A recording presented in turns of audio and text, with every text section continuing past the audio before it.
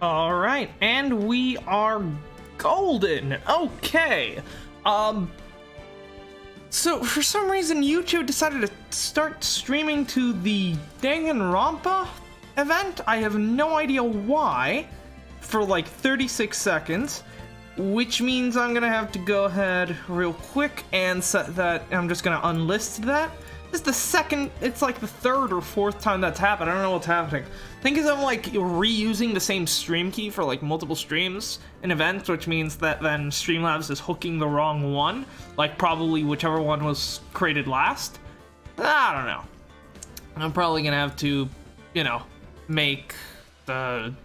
start using separate stream keys, which might be a hassle, but it might be what we need to do. Other than that, I think we're good, right? Using separate stream keys, which might be a hassle. Yeah, okay. Everything seems to be going smoothly, so let me just pull up the live chat on my phone so that I can, you know, keep track and mute myself, of course. Okay. I fucking get these pencils out of the way. Yeah, okay, should be good to begin. The idea is to hopefully, I need to switch to the live, of course, because you need to see the game. There we go. The idea is to finish the game today. Hopefully. Because doing Danganronpa, after Persona on Sundays is not great, because it means Persona has to be limited to like 3 hours, and then Danganronpa can only be like 3 hours, so I want to get this done so I can move Danganronpa to Saturdays on this time slot. I think that's just gonna work out better for both series, so yeah. Why is my controller not connected? Come on. There we go. So yeah, ideally we finish the game today. Let's see if that's possible. Okay, we're still in part 1 of the trial. This goddamn thing is going on for so fucking long. And there's still a part 2 as well. Alright, but yeah, we stopped last time when, you know, court went on recess, which I thought was a pretty good stopping point. So let's see where this goes. Court will now reconvene! The killer, the man who murdered the victim, handed this to his client. Right, okay, so just a quick refresher. We're trying to stall for time so that Gumshoe can save Maya, and then we can pin the whole shit on, my dude. What's his name? Matt. Until then, we gotta just stall for time. I mean, Gumshoe has a pretty good idea where she is. He knows that she's somewhere near the Very Big Circus. So, yep. That's something. Maybe Mo will make an appearance. In the meantime, I guess we just got a delay, and it looks like we're paying special attention to this bear right now, which at least my personal theory is that it might be used to hide the suicide note from Celeste. So we'll see if that pans out. From this, one obvious question arises. Why this particular item? I believe the answer to that question will provide us with the name of the real culprit. Now then, the prosecution calls the defendant's manager, Adrian Andrews, to the stand. Oh, right, we're trying to pin this shit on Adrian, at least, you know, temporarily, just to stall for time. Right, now we're good, now I remember. Currently, the witness is accused of tampering and obstruction of justice. However, you have been called to the witness stand today to ascertain who exactly is guilty of murder. I understand. Very good. Now, have you ever seen this bear before, Miss Andrews? Of course I have. You've seen it before? That's right, it's only natural that the witness has. Miss Andrews, could you please enlighten the court as to this bear's secrets? All right. Why does she... Like Edgeworth has got it all figured out. Actually, this is an elaborate puzzle. If you know the correct order, it can be taken apart one piece at a time. Of course. So it's a very sort of ingenious way to hide the suicide note in a very unassuming way. the center is a small cavity, just large enough to store a small item. Because of its complexity, if you don't know the order, you can't open the bear. You really can't tell that it's a small jewelry box just by looking at it. I mean, I'm sure someone could take it apart. Not me, I'm terrible at puzzles. As has been shown by 9 Hours, 9 Persons, 9 Doors. Tuesdays at 6 p.m. Eastern Time. Check it out. So, this figurine, it's a container of sorts, is it? Yes, it looks can be deceiving, wouldn't you agree? Yes, this is superb craftsmanship. Oh, yes, I nearly forgot. You may begin your cross-examination, Mr. Wright. It looks like there really was something to that bear after all. Yep. Okay. Let's get to it.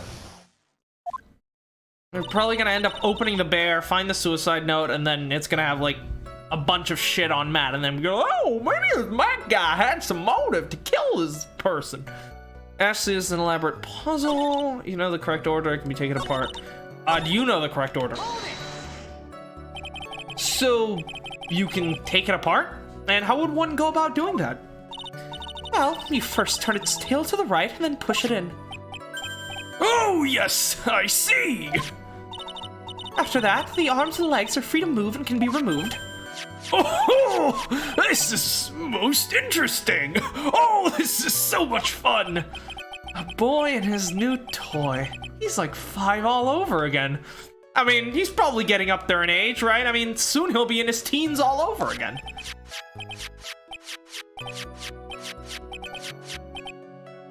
This man's just going at it like he got like 2 hints and that's it.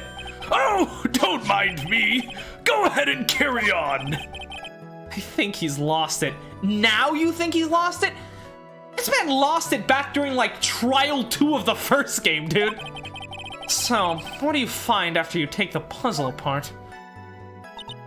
Center, just store. Oh, okay, so we don't. This can't open the bear. Right, so it's a very clever situation. So, who exactly knew how to solve this puzzle? Only the 2 of us, Juan and myself. It was a souvenir from Switzerland, as I doubt there are many people with the same bear in this country. But this looks like it can be easily broken, especially if someone wanted to get what's inside. Well, it is a toy, but it can never be the same again once it's been broken. That is how breaking things work, unless you have to have Crazy Diamondo. Well, then it can be fixed. Small jewelry box, okay. Who else knows that this bear is actually a small container, or jewelry box? I never told anyone. And as long as Juan never told anyone either, then only the 2 of us knew. The 2 of you?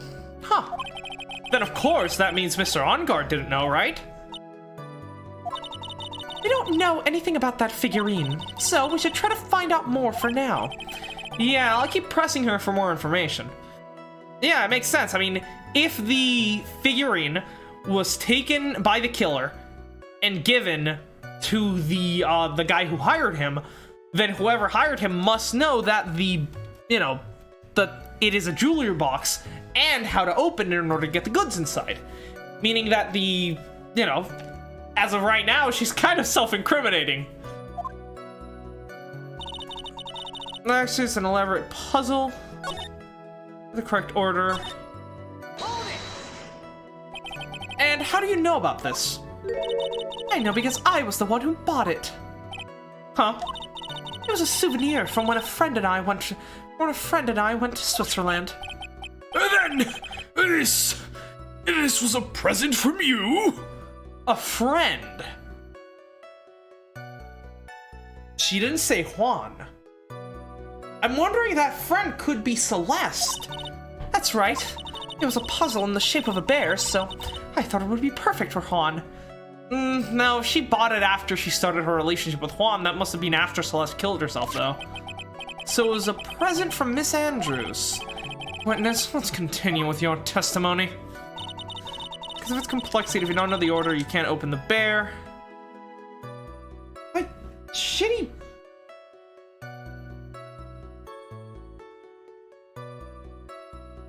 Can this controller fucking work today? Jesus Christ, thank you. There's like fucking interference or something. It keeps getting disconnected from my Bluetooth. I don't fucking know. Yeah, let's just keep pressing, I guess. Puzzle? That's right. But it looks like an ordinary figurine. True enough. To people who don't know, I'm sure they would never guess this was a puzzle. I think this is about all I'm gonna get for now. Okay, we got figurine, wooden puzzle. Hollow inside, only Karita and Andrews know how to open it. Who's the friend, though? Because she said she bought it with a friend, right? Well, Mr. Wright, I think even you have come to realize... that there's one very important fact we have uncovered, and that is this. This bear is actually a jewelry box. Now that we have agreed to this point, there's only one logical question that can come next. And that is, Edgeworth bringing in the fucking Ben Shapiro style. We can agree that, hypothetically, let's say that this bear was a jewelry box, and we can agree on this point, correct? Very well. Then, in that case, would you agree that, you know, for the sake of the argument, there could be a suicide note inside the bear? Yes, I'm sure you would agree to that. What is inside this box? What's inside? That's right. That's what we are going to find out next, witness. Yes. You are the only one who can open this. Please. It's gonna be the suicide note, right? There's a painful silence hanging over the courtroom. All eyes are on Miss Andrews as she solves the puzzle and takes the bear apart. I've opened it. Let's take a look. Is this what you wanted?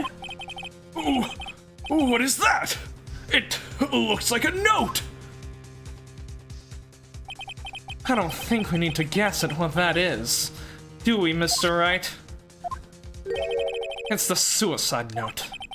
The suicide note? A suicide note left by Juan Carita's former manager, Celeste Impacts.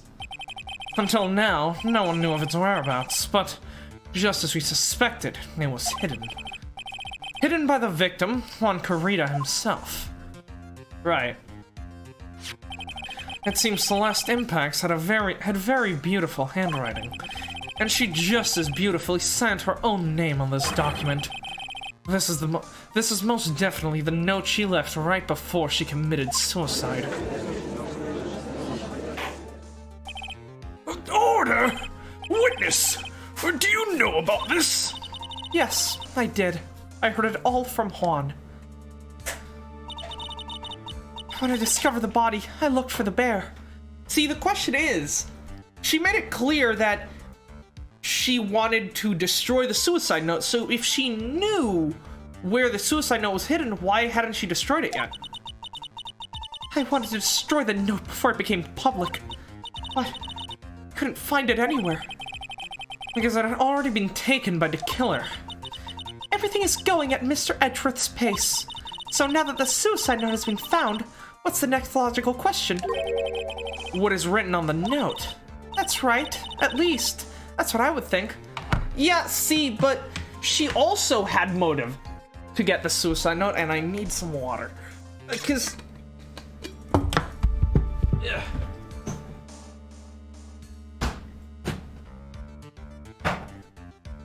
So, the suicide note might very clearly implicate Juan based on motive alone, right? That makes sense. I mean, not Juan, Matt. I should probably put some water in this so that you don't hear the clanging of ice cubes every single time I drop one in. So yeah, the letter would certainly give Matt motive for murder, and I think that's where Edgeworth is trying to go with this.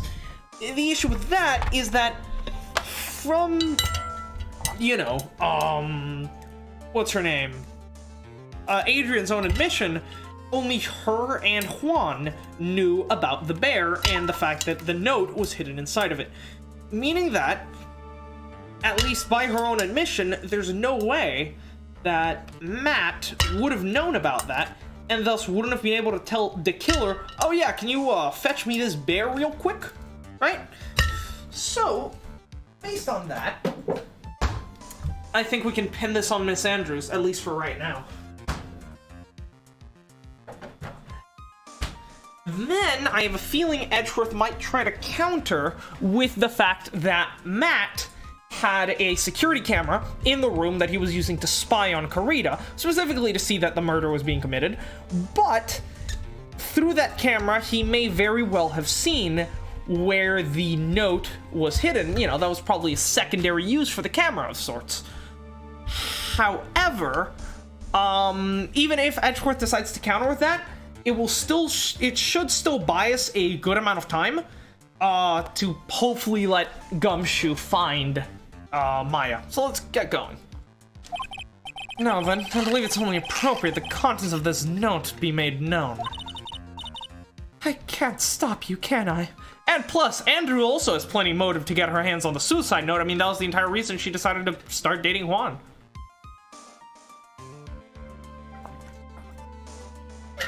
Sure, her motive isn't as strong as Matt's, but Matt had no way of knowing about the note, at least based on the evidence that is being presented to the court so far and that is in the record.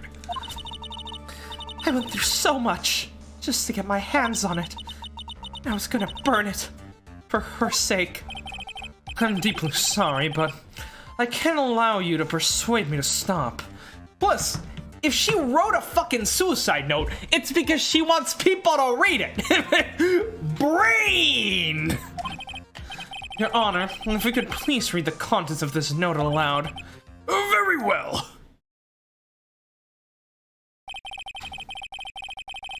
The judge's voice rang loud and clear through the deathly silent courtroom. In her note, Celeste Impax left us a record of all that had happened to her. About being used and then thrown away by On Guard. About being engaged to Karita and On Guard's role in destroying that. And about how she decided in her despair. Check out Danganronpa tomorrow at 6. Shameless plug, of course. To end it all. Monokuma is...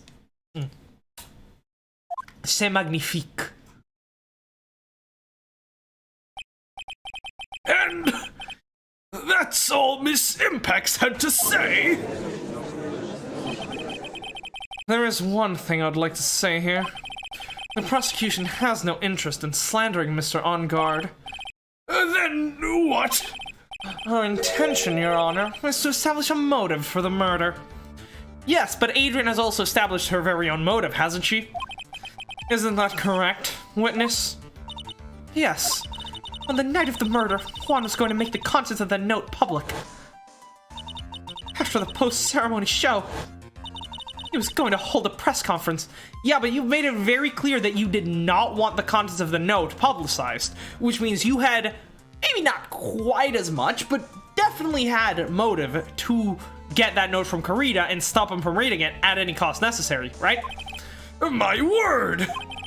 Matt On Guard values above all else his refreshing like a spring breeze image. Frankly, it's disgusting if you ask me. Which is why he had to stop this note from being made public. At any cost. And I found inside the figurine, it tells of On Guard's horrible misdeeds. That makes sense. Fucking... On Guard's fault that woman killed herself. And this time he even went so far as to kill someone to stop him from revealing it. How terrible. What a selfish person. I guess there are slimeball lawyers out there who will defend those creeps too. This despair is exciting.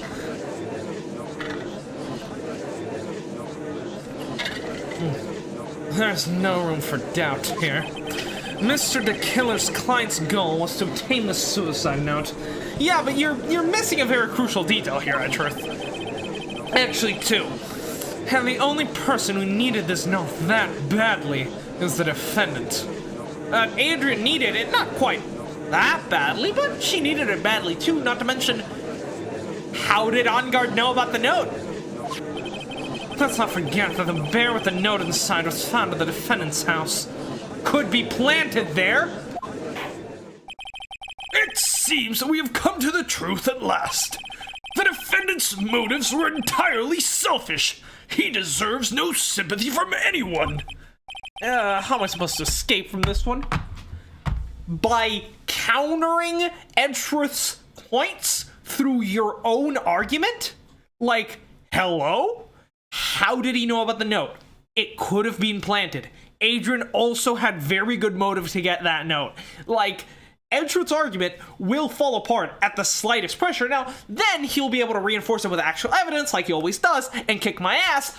But your goal here isn't to be right, it's to waste time. And Edgeworth, could you do me a solid here and, like, stop being so good for, like, maybe, like, I don't know, give it like Gumshoe 30 minutes? I mean, most police officers could probably do it, you know, find her in like 15, but, you know, Gumshoe's kind of slow, you know? Hey, pal, you know, I might be like halfway across the city, but I heard that, you know, don't go disrespect the name of Gumshoe. You mean Dick? Yeah, of course, pal. You have to disrespect me like that. Detective, if you do not find that girl so I can put this stupid-ass man behind bars, I will lower your weight to the negatives. Why the hesitation, Phoenix? Gumshoe hasn't called yet, so you know what you must do. I know, I have to carry on and buy him some more time. Okay, there are two deadly pieces of evidence, the figurine and the suicide note. Maybe somehow I can find a way out of this situation through one of those. The gavel is already in the judge's hand, Phoenix. Hurry! Suicide note or the figurine? Which one of these should I pursue? Look, Edgeworth, if you just do me a solid here and let me just drag this out a bit more, we can go to, like, Kev dinner. I'll pay for the wine, okay? Does that sound good? Figurine. That's our best course of option here, because there's no way Matt would know. Please wait, Your Honor. Although the suicide note is another possible avenue. Oh man, look at that lawyer. He's still going at it. It's like he doesn't care. He's trying to get a killer off the hook. The assassin took this with him from the crime scene after murdering Mr. Corrida. I love this case so much because we're essentially experiencing what Edgeworth experienced throughout all his years of prosecuting, and that's essentially being hated by everyone, being like, oh, he's trying to get innocent people found guilty, you know? But now we have to do it. We have to just take the brunt of these accusations. Because at the end of the day, I mean, hell, even if Maya wasn't here, at the end of the day, a lawyer's job is to defend their clients, you know? And if a lawyer does his job and a prosecutor does his job, and they both do it well, at the end of the day, only the truth will remain. At the request of his client, of course. So, what's your point, Mr. Wright? I don't think it's possible that Mr. the Killer's client was Matt Engarde. In fact, I think there's a contradiction here. You can't tell just by looking at this, that this bear is really a jewelry box. The chances that Matt Engarde thought the note was inside the bear are 0 to none. Oh, I didn't think of it that way. Yeah, because your brain has, like, flowed out of your nostrils and formed into a beard. Exactly. But I did think of it that way, and I thought it was rather strange. Oh, subtle flex. After all, there's no reason why Mr. Engarde would ever want a jewelry box like this. Order, order, order! You make a valid point, Mr. Wright. Mr. Edgeworth, what is your opinion? It was just a flash, but I think I did rather well on this one. Unfortunately, I think he believes differently. Yep, there's the bow. I believe a show of appreciation is in order. Huh? The defense seems to be in love with wishing more despair upon itself.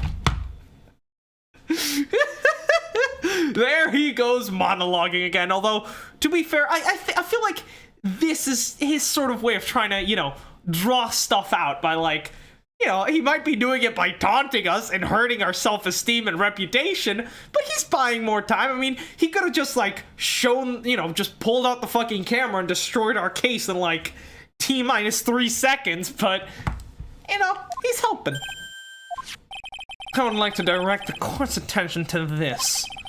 What is that? is a very small video camera, Your Honor. The type of camera is commonly used as a means of spying. Spying? What the hell? I thought the spy camera was in my possession. Matt Onkard and the victim both thought of the other as their biggest rival. They even went as far as to use this type of item to find each other's weaknesses. And? The victim, Juan Carrito, was being spied on. His personal life was being watched by none other than Matt Onkard. In a sense, but I mean, the camera was found in the bear in in Carrito's hotel room, right? That means that whoever was spying on him, albeit Matt, was only spying on him for the duration of his stay at the hotel, because I mean, I'm pretty sure it's been stated that Juan doesn't actually like bears. He just has them because they're given to him by fans. So I think it's pretty safe to assume that all the bears he has at the hotel were given to him at the hotel, meaning that Matt was only spying on him through that bear throughout the time span where he was at that hotel. Meaning that, yes, if he was trying to spy on him the moment that the murder took place, that makes complete sense. But for him to be able to spy long enough to know about the jewelry box, there's no guarantee that Juan spoke of or used the jewelry box during his time at the hotel. Meaning that there is no proof that Matt actually actually learned about the fact that the jewelry box, that the bear is a jewelry box through the video camera. Because, you know, the timeline, you need more evidence on this, Edgeworth. I can't believe I'm saying this. I can't believe I'm telling Edgeworth that he doesn't have enough evidence. Order! Order! Mr. Wright!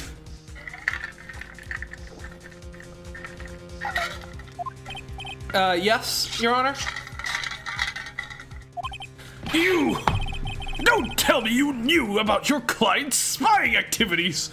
Hey, lawyer-client confidentiality. You stream the notifications that show up? Yeah, apparently that happened to Minako on Tuesday as well. I don't know what's going on. YouTube notifications are fucking weird. I don't know what to tell you, honestly. It's like YouTube, is really weird when it comes to, subscription notifications. I know that you have to, they should be, a bell icon. If you click that, I think you'll get better notifications. But honestly, I'm not fucking sure. Also, Demi, now that you're here, I remember that I had something I needed to tell you.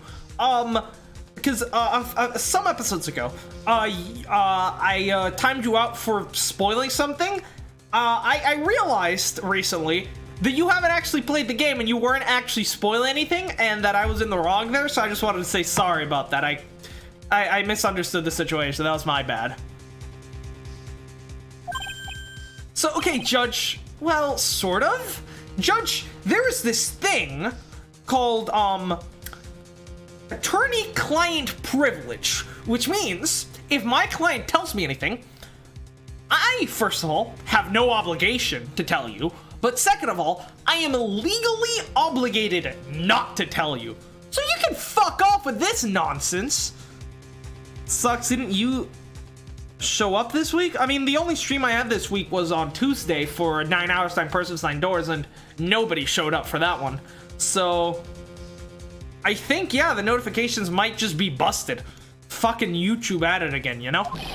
Sort of. Is not an acceptable answer, Mr. Wright. I see you're confused, Mr. Wright. You're probably thinking, but I have the camera that was in Stuffed Bear's eye. Hey, I don't sound like that. Yes, you do, right? Don't lie to yourself. Oh. That's offensive, Edgeworth. But this camera that I have is not the same one. Last night, I searched the victim's house on a hunch, using this. Okay, so Matt was spying on the whole complex. Okay, Edgeworth, good job. And surprising that Gumshoe's homemade bug detector actually came through for you. I'm impressed that you managed to get that bird to sing. Gumshoe's bug sweeper. By the way, Mr. Wright, The defendant's fingerprints were found on this camera. Topic, I watched some court videos. The dude tried to flee the courthouse even though he wasn't guilty. Oh my god. Yeah, people tend to have really weird responses when put under a stressful situation, and I mean, some legal systems are fucking broken anyways, you know?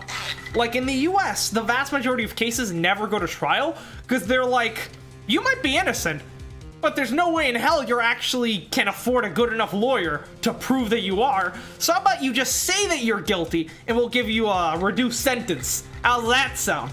The US legal system is fucking horrible.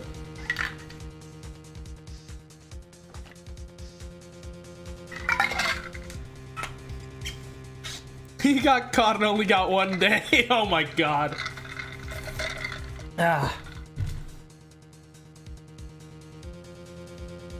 By the way, Mr. Wright, the defendant's fingerprints were on the camera. Matt Engarde's fingerprints were on there. Well, Phoenix, it looks like those cameras were hidden all over the place, huh? What am I supposed to say to that evidence? How the fuck did he get those cameras in there? I mean, the bear at the hotel, that I can understand, that makes sense. How did he fucking bug the entire house? I think this is the end. It's fairly obvious that Mr. Engarde learned of the suicide note through this. He was watching the victim all along, and that also explains how he knew about the press conference. He got me good this time. I don't have anything to counter that.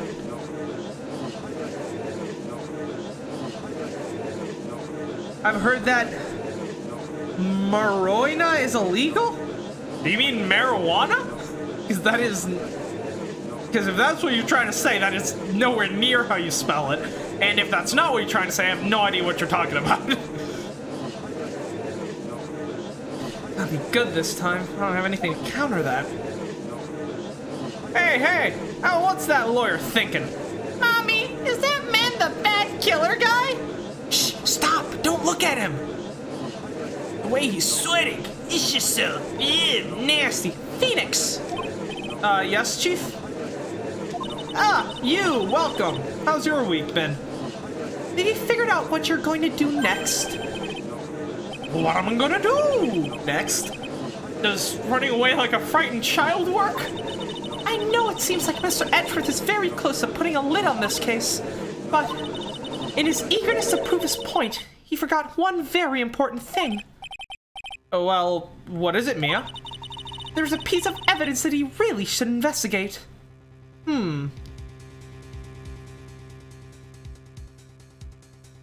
Meant marijuana the drug? I have no idea what that is. I've never heard of that in my life. My week has been sexy, got a part-time job. Oh, that's good. That's good. Congratulations. Something he should investigate? I would really hate to see the good prosecutor get scolded for not remembering to look at the item when he had the chance. Why are you speaking in riddles all of a sudden? What are we missing here? Not the bear.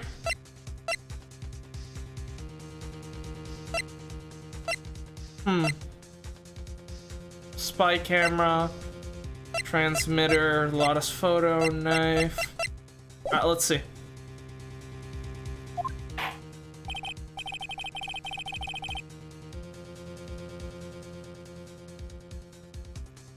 Alright. So just to be clear, I have no idea what you're talking about. I don't know if you're talking about marijuana or something else, and you're just spelling it incorrectly. Because the correct spelling is M-A-R-I-J-U-A-N-A.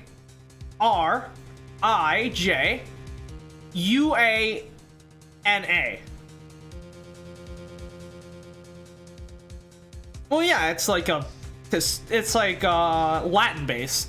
It's not a native English word, obviously. I think this time we finally understand anything. Yes, that is the correct spelling. Yeah, and yeah, it is.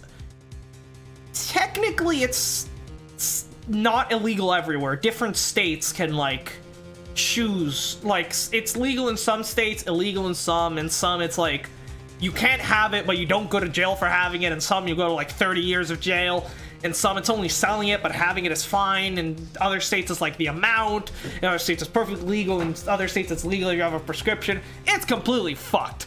But isn't it also illegal in Japan? I'm pretty sure it is.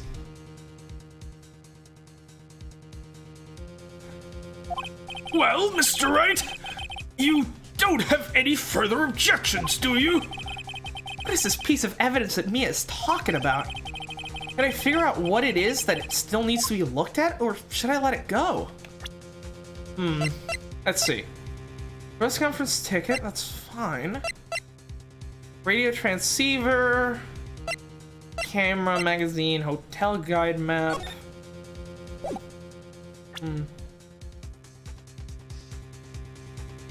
It's supposed to be harmless? Well, I mean, no drug is harmless. I mean, fucking, you know, stuff that you get for like cold medicine can be harmful in like large amounts. So obviously, in itself, you know, you can't actually die from a marijuana overdose, and even then, if you're smoking enough marijuana to get an overdose, you're probably just gonna die of lung cancer instead. So, yeah, it's yeah, one of the, like, it's less harmful than alcohol. So there's absolutely no reason why it's illegal, you know? Yeah. Yeah, I don't know about Korea, but I know for a fact it's illegal in, Japan, because Jotaro's actor in the JoJo's Bizarre Adventure Diamond is Unbreakable live action movie, which is somehow an actually good live action anime adaptation, he got arrested for possession of marijuana. I guess he let the voice of love take him higher, you know? He is having a golden experience. And the next victim, it's filled tomato juice. That's fine. Crime scene photo. Again, not really anything of import here. Jamming ninja button.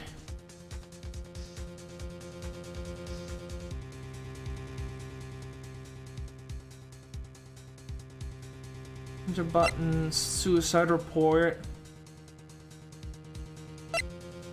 Attempted suicide report. It's illegal 100%. Yeah, that's what I heard. I mean, Japan tends to be pretty, you know, culturally and socially conservative, so it makes sense that they'd be pretty strict when it comes to, drugs. Like, here in the US, like, sure, if you get arrested for possession of, like, marijuana, like, sure, if you're poor, you might go to jail. If you're rich, you won't. But, you know, it's not something that's, like, gonna ruin your reputation from, like, here. Like, even after Jotaro's voice actor, I mean, not voice actor, IRL actor, gets out of jail, he's probably never gonna find a job in the film industry ever again. Oh, yeah, it is. It should definitely be made legal. I mean, it's less harmful, both in short-term effects and long-term health. Like, both in the short-term impairment and damage that it can do to you, and in the long-term effects on your health, it is less harmful than alcohol. Because in long-term, alcohol destroys your liver, and in the short-term, you can actually die of alcohol poisoning if you drink too much, but can't get that shit with weed. Prep gate water. Alright, that makes sense. Picture card. Oh yeah, that's why a lot of places are, you know, in the US are making marijuana legal for medical uses. Record victims room for 8 p.m. for 1 hour.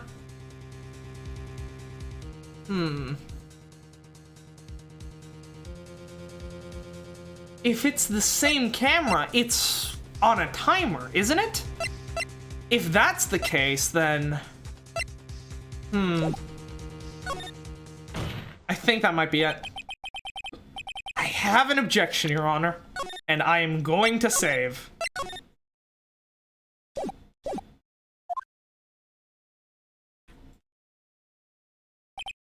That was about the weakest objection I've ever heard, Mr. Wright.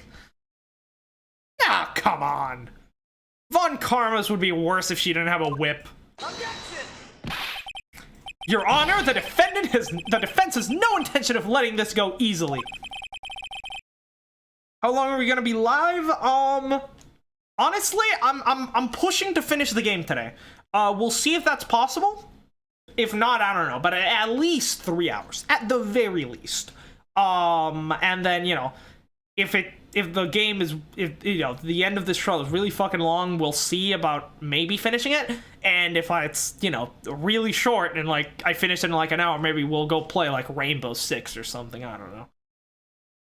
You are beginning to sound desperate. That's just your imagination, Your Honor. Mr. Edgeworth, this is not like you at all. Ooh, the music's kicking back in. In your eagerness to prove your point, you've forgotten one very important thing. Hey, isn't that what I just said? Hey, I have no idea what I'm talking about, so I'm just ripping off you. So, you're telling me that I forgot something. You're so close, Edgeworth. But there's something you really should examine about this piece of evidence. Suicide note. Figurine.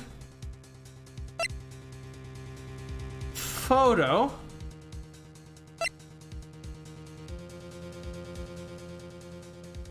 The credit card. And it has to be the camera, right?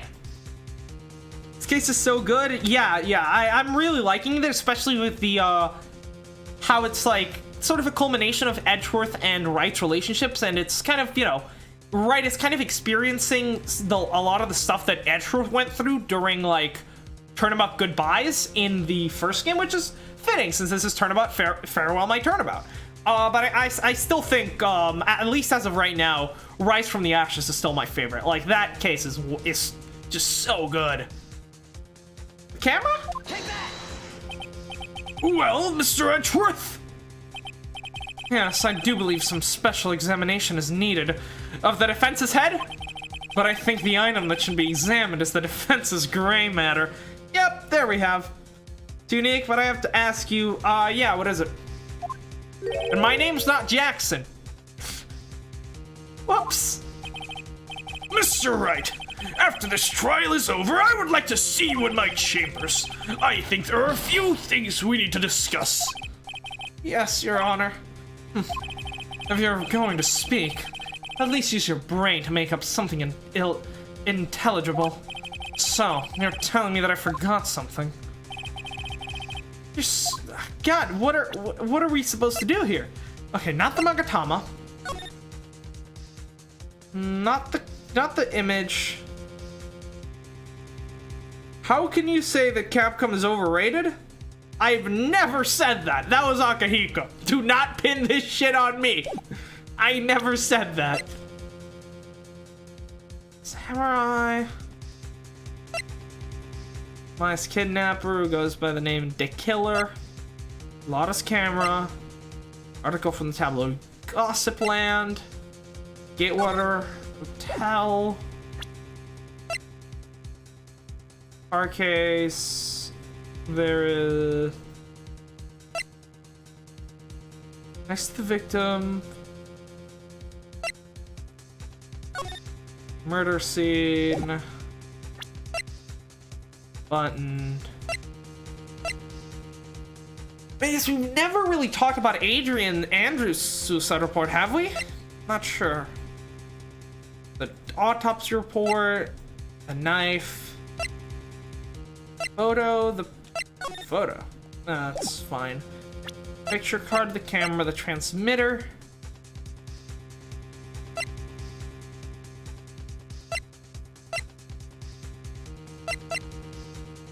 I mean, I have to say either.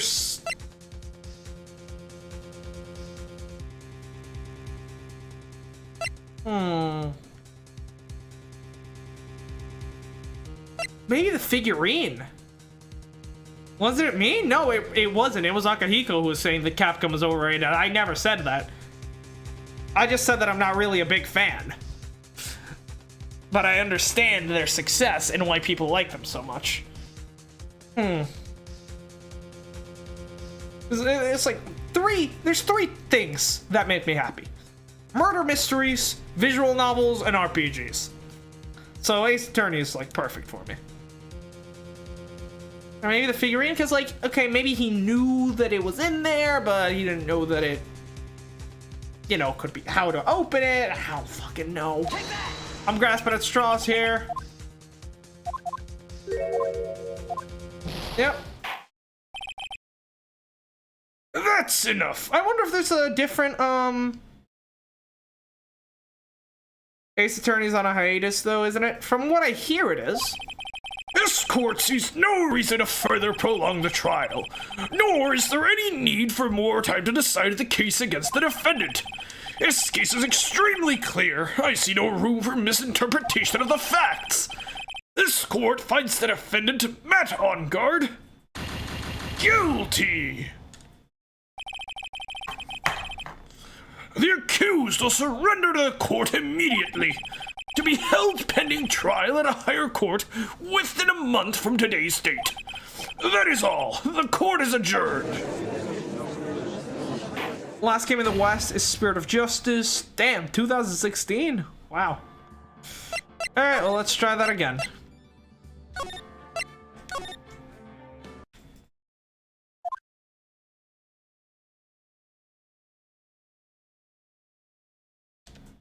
What?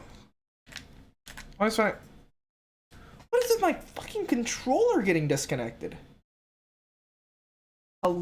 Excuse me? I don't want to use my mouse and keyboard because then I'm gonna be like right up here against the camera and it looks fucking horrible. There we go. Objection!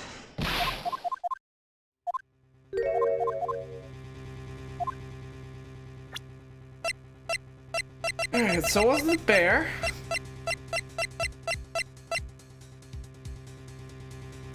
Actually, I haven't talked about the transmitter, right? Or...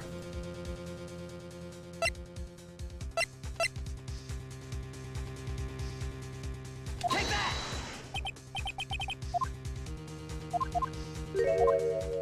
Please help me.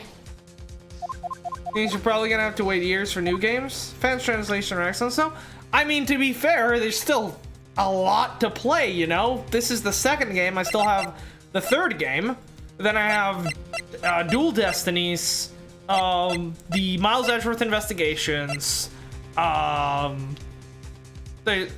Spirit of Justice, Apollo Justice. You know, I definitely have material. Take that!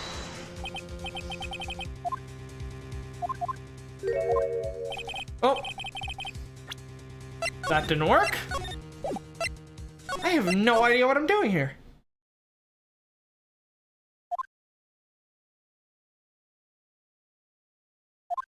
Objection! What piece of evidence has yet to be examined?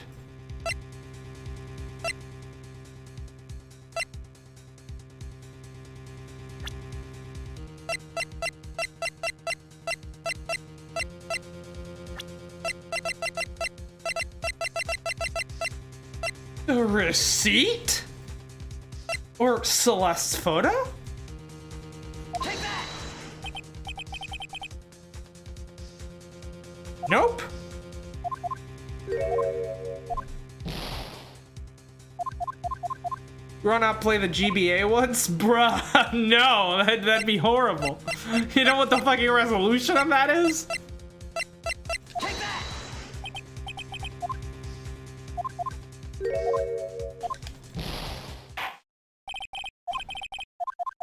I'm stumped here. Oh, Wakahiko, welcome. How's your week been? Matt does not look nearly as cool from behind as he does from the front. See, that's why he'll never be a big star like Maximilian Galactica. That man looks good from all angles.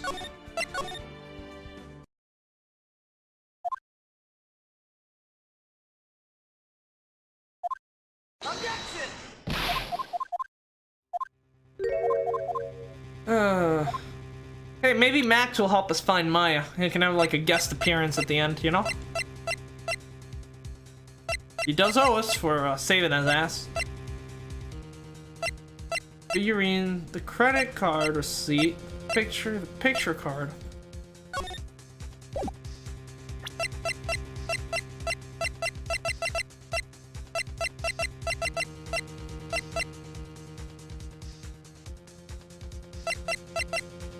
The suicide note? Take that!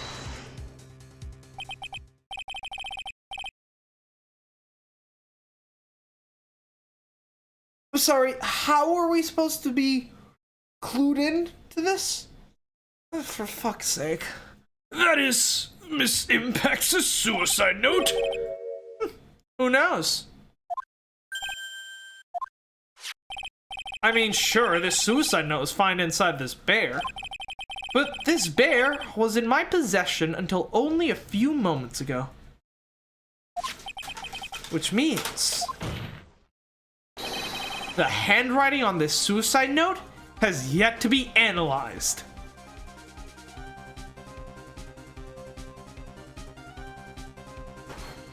I suppose. I guess, yeah, this is one way to waste time. Oh! So, as to whether this pivotal piece of evidence was really written by Miss Impacts or not, this is yet to be even remotely confirmed. Mr. Wright! You can't seriously be suggesting... Mr. Wright, you saying this suicide note is a fake? Miss Andrews, you were the one who tried to pin this murder on Mr. OnGuard. Who's to say you didn't create a fake suicide note and put it into this bear? How dare you? Your Honor, the defense is indiscriminately accusing the witness again. There is no evidence linking the witness to the suicide note whatsoever. Objection! Oh, but there is, edgy boy. But if this is a fake, then the witness is the only person who could have made it. I mean, I suppose Quan could have made it as well. What?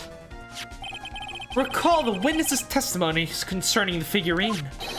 The only person other than the victim who could solve the puzzle is the witness herself. Ah. Miss Andrews, you wrote this note, didn't you? You wrote it so you could use it to frame Matt OnGuard. I didn't know such thing. Alright, if you're going to pronounce the suicide note a fake, then show this court some evidence to support your theory. I'm not the one who has to show evidence here. Mr. Edgeworth, you were the one who presented this scrap of paper as evidence. That means the burden of proof lies with you, the prosecution. Wow, for like the first time in this entire game has the prosecution actually had to prove any of the bullshit it says. Wow, astounding. That's enough! Mr. Edgeworth, can you confirm the handwriting on this suicide note? As the defense stated, this handwriting has yet to be analyzed.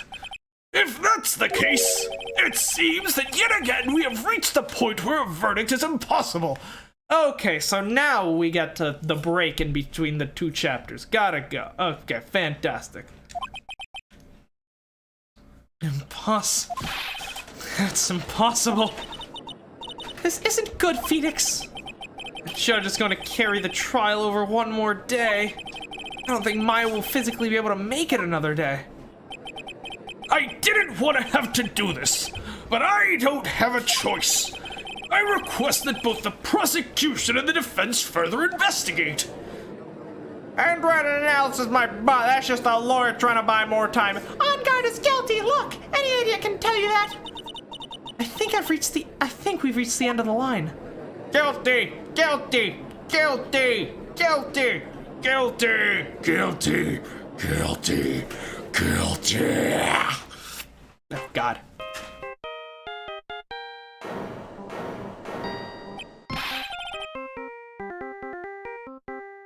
It's happening, boys.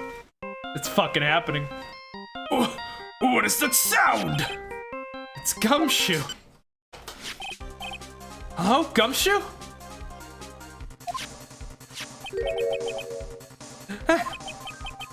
What is with him?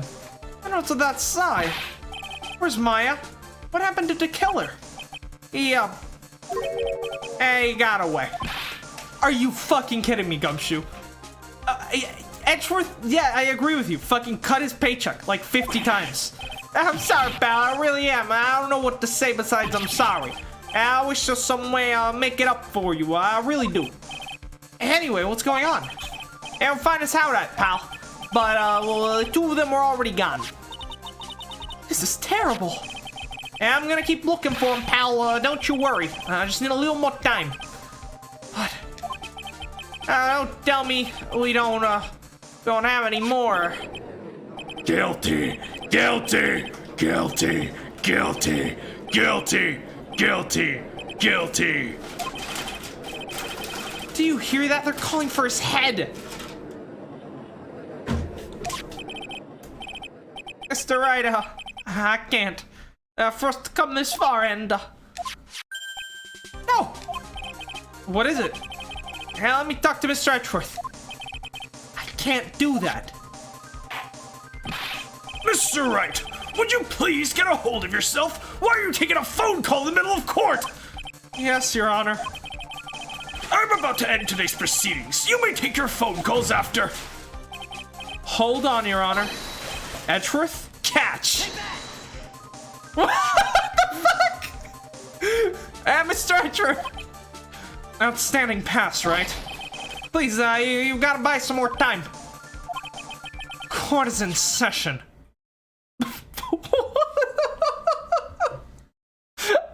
This man has no chill. I'm sorry, Your Honor. You were saying? Mr. Wright, this is a court of law. I'm sorry, Your Honor, but... I'm reluctant to do this. However, it appears that I have no choice but to suspend proceedings until tomorrow. This time I really can't do anything. He's cool with it. Court is now adjourned for the day. I guess Maya's dead.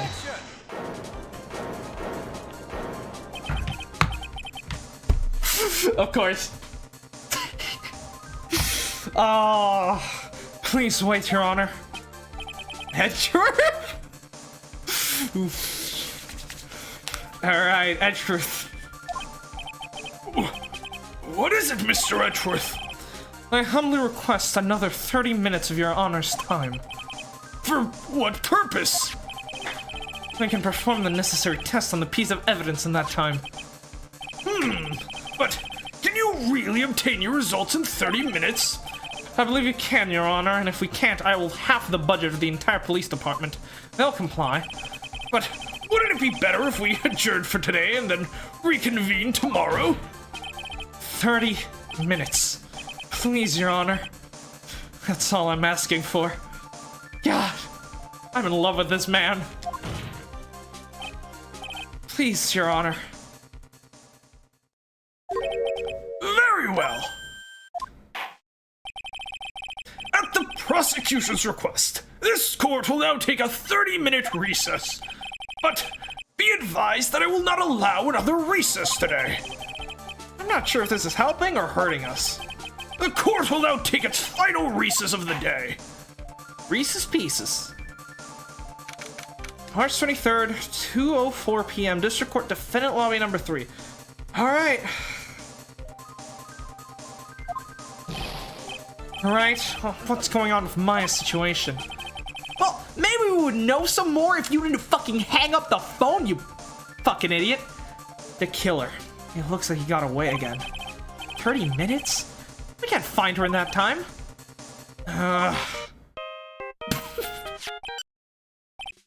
Report! Is that Mr. Edgeworth? We don't have time, just spit it out. Alright. It looks like we just missed him, sir. But the killer left a few things behind by accident or rushed to get away. A few things? Can we use any of them as evidence? Oh, I thought you'd ask, pal. I've got the things he left with me right now, and I'm on my way over. Really? That's odd. Any items like that are usually sent to the crime lab first. We don't have time to wait for those guys, sir. Trust me, I worked with them for years. They're slow as shit. Those guys weren't looking. I swiped the stuff and ran. What? Well, I'm not a detective anymore, so I had to. Oh my god, Gumshoe, really coming through. I'm really sorry, sir, but I gotta put the law on hold for now. That sounds bad. I hope he doesn't get in too much trouble over this. With my hunk of junk car, I say I'd be there in about 20 minutes, sir. Don't worry, I'll be there. Wait for me. Alright. Just get here in one piece. I'm on a mission and no one can stop me, sir. No one. Not even the Canadian Mounted Police. Why would the Mounties get involved? I don't know, but it just seemed reasonable to bring them up. I'm pulling out all the stops and running every red light. No! Items left behind by the murderer.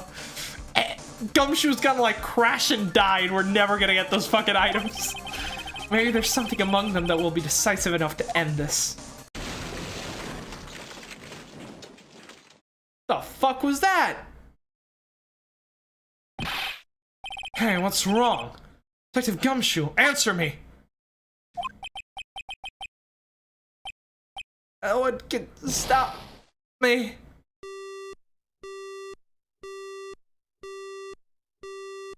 He fucking crashed!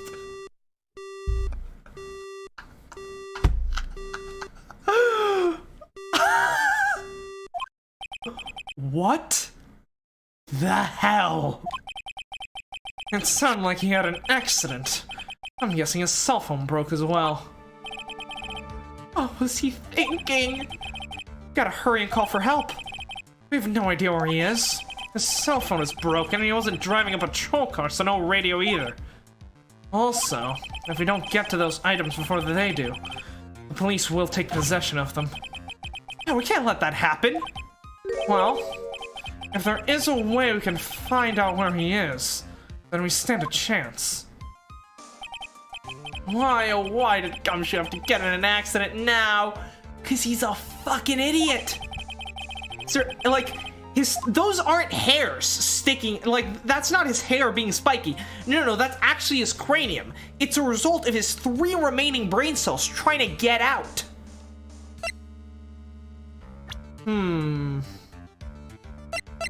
Way to find out where Edgeworth is.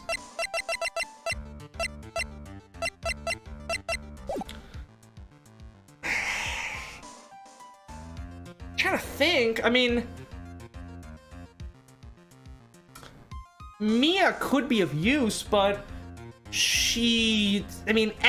Gumshoe isn't a medium, so she can't really help out in that way.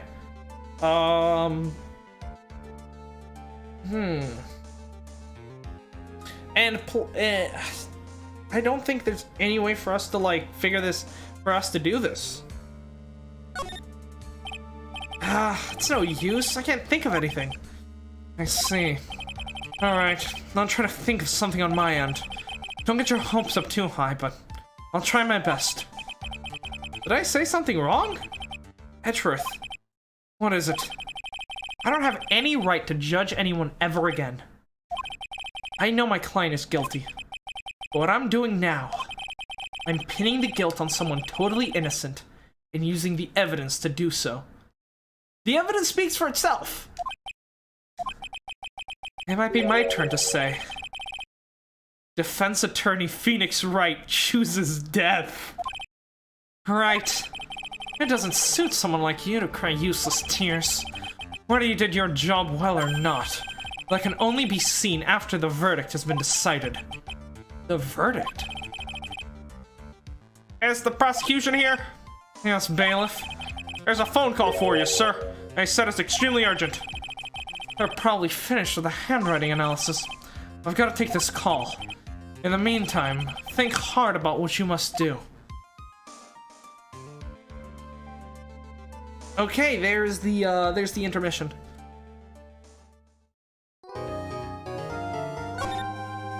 Jesus.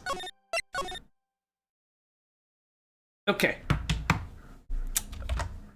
We're an hour in. We're at the intermission. I think we're golden. I think we can easily finish the game today. I'm gonna be taking a quick, like, 10-minute break to make myself some tea so that my throat doesn't die. I'll be back, and I don't know why my border isn't here. I need to... I don't know why that keeps breaking. Here we go. There we go. So yeah, 10 minutes, we'll be back.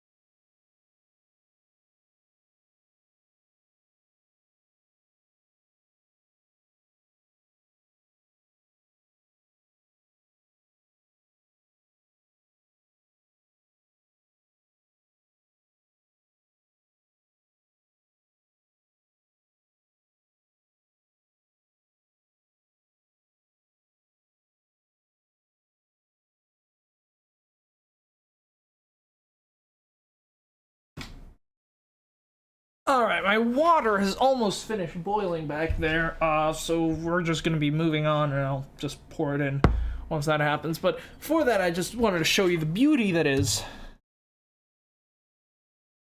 10 packets worth of Splenda. That is the key to good tea. 10 packets of Splenda.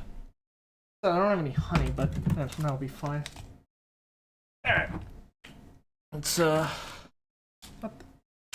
god, I got Splenda all over my mouse pad. This is horrible. Alright, let's move on, and then I'll just... Oh! I can hear bubbling. Oh, looks like the hot water's almost done boiling, so let's go. Yeah. Can you hear the bubbling? You can see the steam, actually. Okay. Oh god, that's hot. Jesus.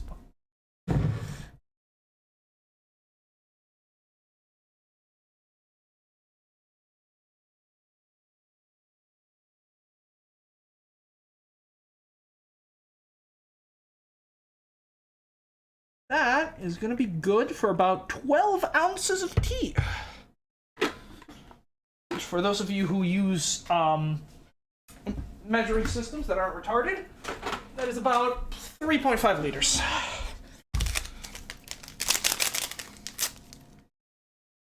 And of course, Twinings English breakfast, as always.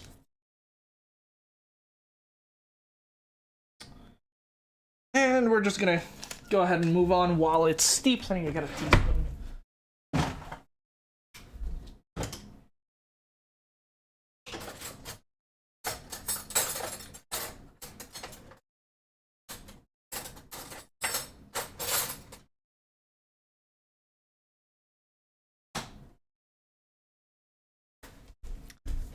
I cannot find my teaspoon, so a regular spoon will have to do. There you go. Alright, let's just move on. Just let this steep for like, I think you're supposed to let it steep for like 5-ish minutes. Why is the tea bag floating? Is that how much Splenda I put in? Might be. I need to blend it a little bit. Get it to dissolve. Come on. In you go. In you go, you fucking hooligan. Okay, let's... And of course my controller got disconnected. Because life hates me. Okay. March 23rd, 2:35 p.m. District Court, courtroom number 3. Alright, we're getting right into it. Gumshoe's probably dead, to be honest. Court will now reconvene. I assume both sides are ready? Yes, Your Honor. Yes, Your Honor. I can understand the defense acting like this. However, why do you seem so distraught, Mr. Edgeworth? It's nothing, Your Honor. What's wrong with Edgeworth? Is he actually worried that Gumshoe might be dead? It seems uncharacteristic. It looks like something unexpected just happened to him. Now then, Mr. Edgeworth, if you could please tell the court the results of handwriting analysis on Miss Impact's suicide note. Yes, Your Honor. Unfortunately, we have discovered that this suicide note is a forgery. That is such a Phoenix Wright move, isn't it? Just bluff and make shit up. Just fib that shit and then just have it work out through pure fucking luck. It's the most... What? even I'm surprised that I suggested that. What do you mean, Mr. Edgeworth? Then why are you surprised, Mr. Wright? You suggested this. This note was not written by Miss Impacts herself. It was a fake. And perhaps she never wrote a suicide note and it was forced by Karita. Order, order, order. Mr. Edgeworth, would you care to explain what is going on? If it was not written by Miss Impacts, then who wrote it? We would need more time to do a more detailed analysis, however. It appears that the handwriting matches that of the victim, Mr. Juan Karita. Okay, so my proposal that, hey, Juan could have... Oh, God, I forgot that's boiling water. Mr. Kurita. Well, well. It looks like Miss Impact's never left a suicide note after all. She never wrote anything about On Guard. However, Your Honor, even though the suicide note is indeed fake, Mr. On Guard could not have known that, so the facts remain unchanged. Acting under the assumption that it was real, he had plotted to possess it. That does sound very plausible. Yeah, plausible is far from proven. His theory that On Guard had no idea that the suicide note was fake. Something seems a little wrong with that. On Guard didn't know that the suicide note was fake.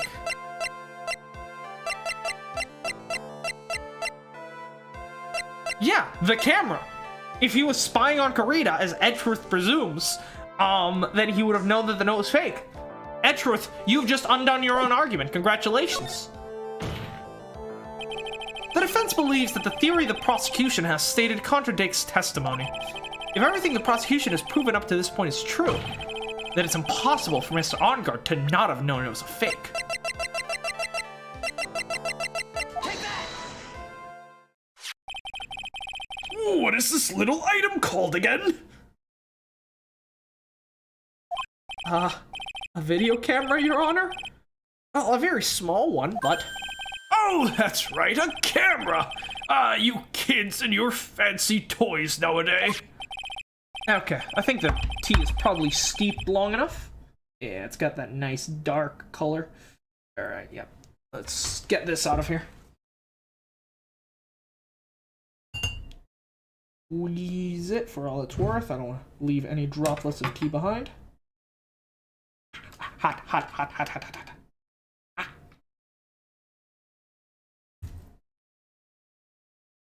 Okay, let's see.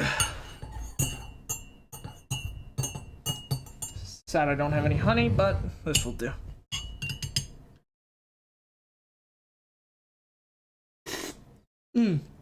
Oh, that is perfection. Actually, might not be enough, Splenda. I'll have to reconsider adding 12 to the next one. Mr. Edgeworth, earlier you claimed that Mr. On Guard knew the existence of this note. Because he was spying on the victim, isn't that right? If that were true, then this means Mr. On Guard would have known that the victim had forged the note. I think I just, God, my knuckle touched the side. This handle's not big enough. And the mug is too fucking heavy. It's not designed for tea, it's designed for fucking milk or something.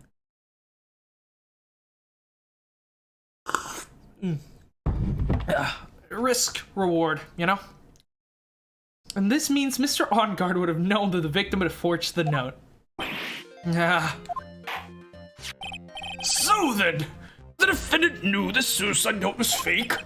And if that's true, then the situation has suddenly changed in a very dramatic way. Exactly, Your Honor. The prosecution's theory as to what Mr. On Guard's motive for murder was, it has suddenly disappeared into thin air. But, Your Honor, it's not as if Mr. On Guard monitored Mr. Kurita 24 hours a day. I mean, honestly, Phoenix, I have to side with Edgeworth on here. Even if Matt knew that the suicide note was fake, if Juan was going to, you know, read it out as if it were real, then that would still damage his reputation because people wouldn't know that it was fake. So, Matt definitely still has motive, Edgeworth. You know, I'm on your side on this one. Wright's case is full of holes here. Perhaps the victim wrote the note in a place Mr. On Guard didn't know of. Well, right back at you, Mr. Edgeworth. Why don't you show us some proof that the victim made the forgery at an unknown place? Yeah, we're using his own... This is so good because we're using... It's like the roles are flipped. Right now, I'm doing what Edgeworth, you know, normally does to me, and it's so good. Order, order, order. Mr. Edgeworth, it looks like this time it is you who has dug his own grave. As I figured. As you figured? As I figured, it came down to this after all. Mr. Edgeworth, you're not making any sense. When I heard the results of the handwriting analysis, I thought this might happen. The question is, what next? What next? If the prosecution can't prove Mr. Engarde's motive through the evidence, then we must prove it from another angle. Well, I agree with you there. Your Honor, the prosecution would like to call a witness to the stand at this time. Matt Engarde? Oh, well, that's fine. However, this witness is a little unusual. Not Matt Engarde? Who could it be then? Edgeworth stuttering. It's not like him at all. Unusual? Well, what sort of witness is this person, Mr. Edgeworth? I highly doubt this could be any more unusual than when we had a parrot testify. This witness is one who is perfectly fit to answer once and for all the question of who was it that hired Shelley the Killer to commit murder? And, Your Honor, I'll have you know, at least the parrot could speak. I'm guessing he's going for the cat? That's impossible. No such person exists who can answer the question with such certainty. Yes, Mr. Edgeworth. Who is this witness? It's, Yes, go on. Who is it? the man himself, Mr. Shelley the Killer. Okay! He's going to put the, fucking walkie-talkie on the stand. Okay, I thought he was gonna, like, bring the cat or something, I don't know. Oh, Mr. the Killer! The judge is like, Yes, that sounds like a good idea. I'm sure he'd be happy to come and comply. Wait! Shelley the Killer? Yep.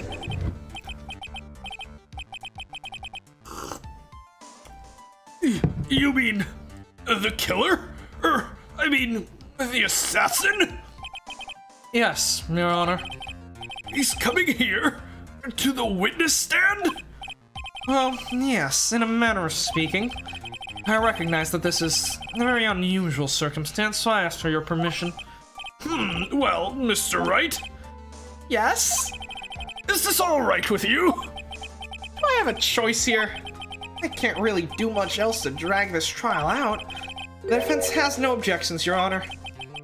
I wonder if it really is alright to do this. Very well then, the prosecution calls its witness to the stand. Edgeworth, is there no other way left to us? I mean, honestly, I don't think Shelley is on our side here. He doesn't want Matt to be convicted, so, maybe this could work out for us, Now then, witness, your name and your, occupation, please. Very good, sir. Oh, I like that. I like that it kind of looks like a face. I'm sure it's gonna be emoting and shit as well. Oh, it actually looks like him, actually. You look at the profiles. Where is he? Yeah! You have the monocle on the left eye, the scar down across the face. That's very clever. It's very nice. My name is Shelley the Killer, and I am a professional assassin. I say, what is going on here? Your Honor. How can you remain so calm? And what is the meaning of this two-way radio? Actually, Your Honor, it was delivered to me just now, and it came with a condition. As long as do not trace its source, Mr. the Killer will testify to this court. So this must be what the urgent phone call he got earlier was about. Oh no! This will not do! I cannot allow this in my court! Well, you already did, didn't you? This is not good. The fucking handle is getting hot now. Damn it.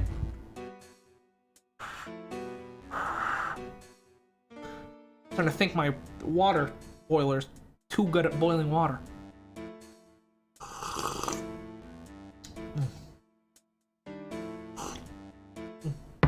Yeah.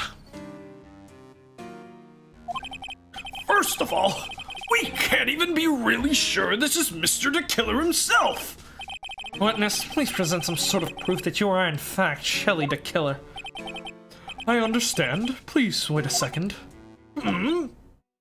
Maya? I'm so hungry.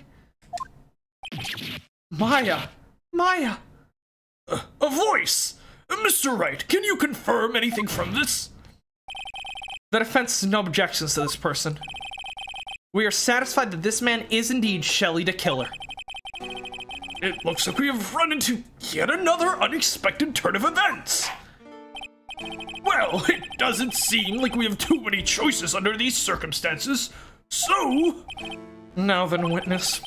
There is one thing I would like to confirm before we speak of anything else. And what would that be?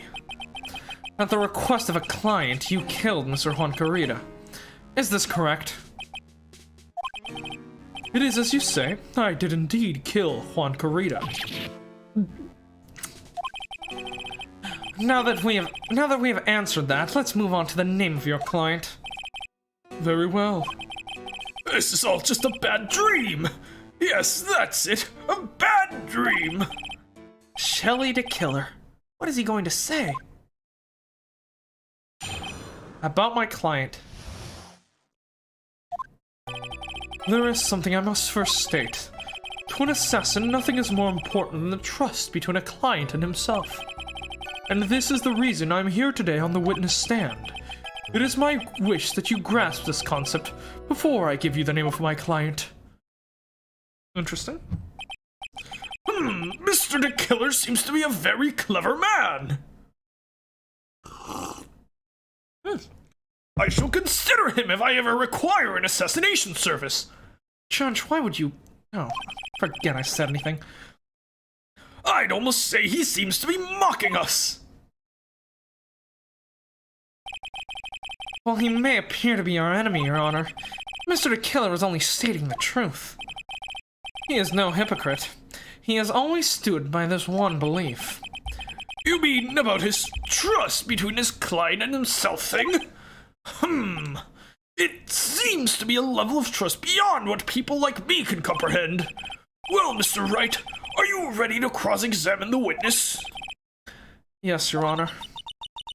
There's no way to know what's coming next, so stay cool and collected, Phoenix.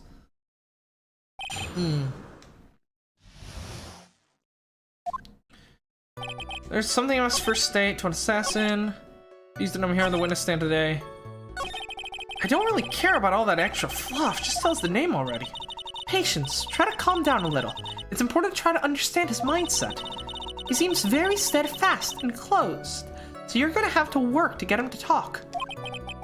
I'm not his therapist, you know? First state. Yeah, we understand. We understand, so please tell us the name of your client. I'm afraid I can't do that. I still have a few things to say before I do. Ah, the egomaniac. It's not good for your health to be so aggravated. You won't live very long if you let everything bother you. Somehow, that coming from an assassin makes it less comforting. I don't really care about all the extra fluff, just tell us the...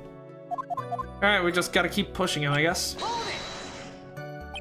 We can't hear anything you have to say later. Can you please just tell us your clients? I don't think you understand your place, Mr. Attorney. I said that this is something I must first state. Do you know what the word first means? Would you care for a dictionary? Sorry, go on. Well, it appears this is one witness you can't badger, Mr. Wright. That's only because you don't know about Maya's situation. Assassin. The trust between you and your client?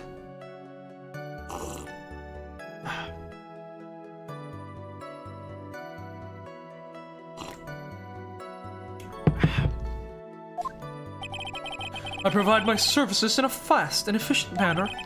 In exchange, I trust that my clients are discreet about me and my identity. If too many people knew of my face, it would be quite troublesome. And that is why you're testifying in this manner? This is the first time one of my clients has ever been accused of murder. I must preserve the killer name so my clients can trust me. But couldn't someone stab you in the back and break your trust? It has never happened before, but if it ever did, I'd kill them. Yes? That person wouldn't be my client for very long. They would certainly... That's enough. Please, no more. Very well. It was only a hypothetical anyways. That seems a little strange to me.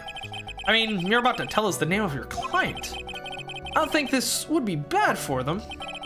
It doesn't matter to me. This client has already broken the rules and acted outside of their prescribed role. Ah, yes, of course. Because they filmed him and tried, you know, for the sake of, they broke his trust. Their role? The person tried to implicate another of the crime in order to save themselves. And this is a trespass that cannot be forgiven. You... Who gave you the right to be so high and mighty? To the gentleman who spoke just now, excuse me, but would you care to die? No, I didn't say anything. Judge had better watch himself.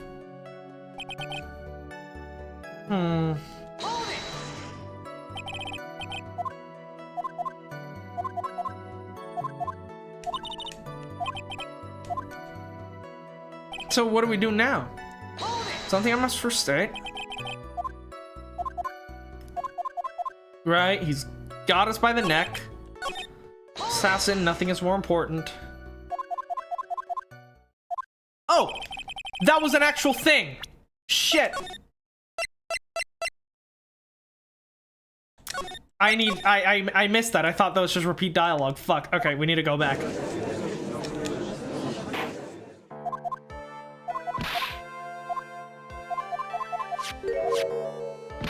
God damn it.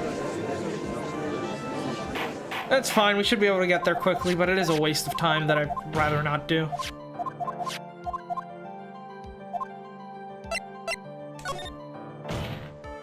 Yup, here we present the camera. Take that!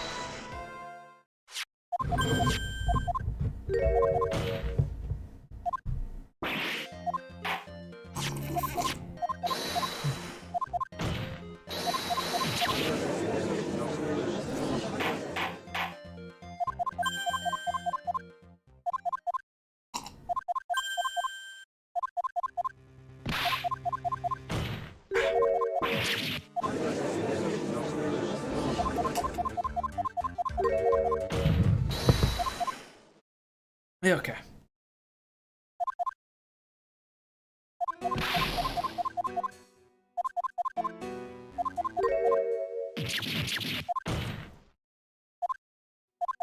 So we gotta press him on the one about his client breaking his trust, and then we gotta press him on the one before. Got it. Got it.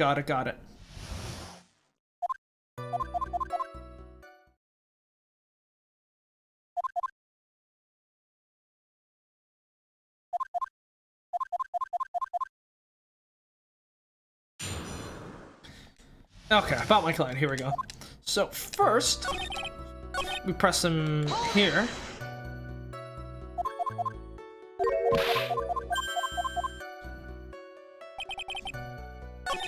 And then I do this. Got it. Fantastic. The trust between you and your client. I provide my... Yeah.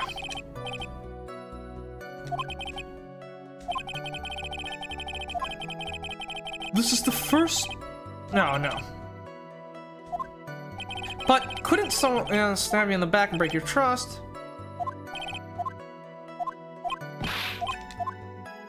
Okay, we've already seen that.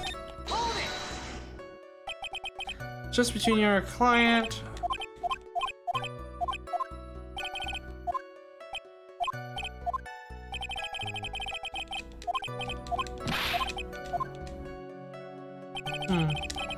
Okay, so then he do this one again. Doesn't matter to me. This guy's already breaking the rules. The roll.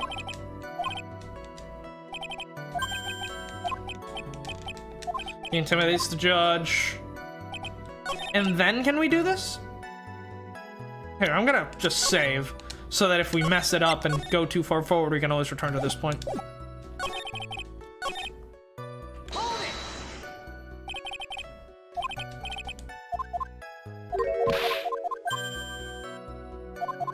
Oh, no, we've already seen that one. Alright, let's try this. Oh, yep, there it goes. Motherfucker. I don't know what actually triggers this. Do we need to, like, do it in, like, a specific order or something? I don't fucking know.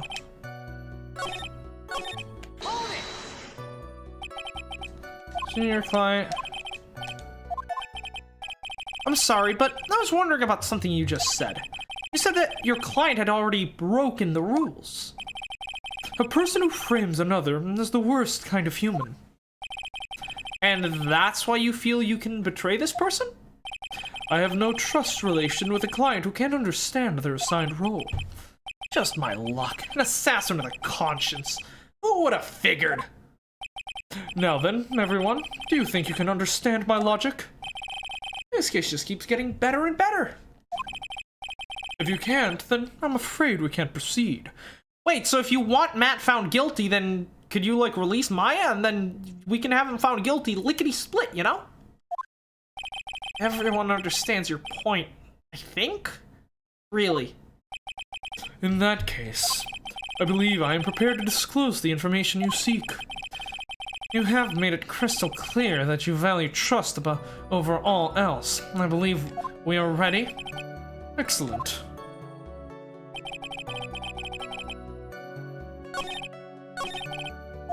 Okay, so he understands that we understand.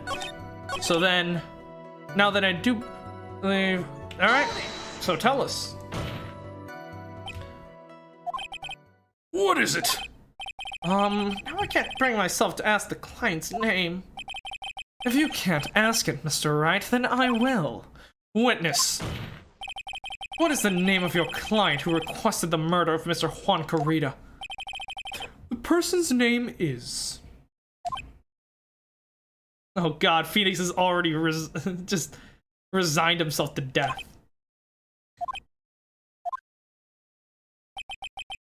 Adrian Andrews.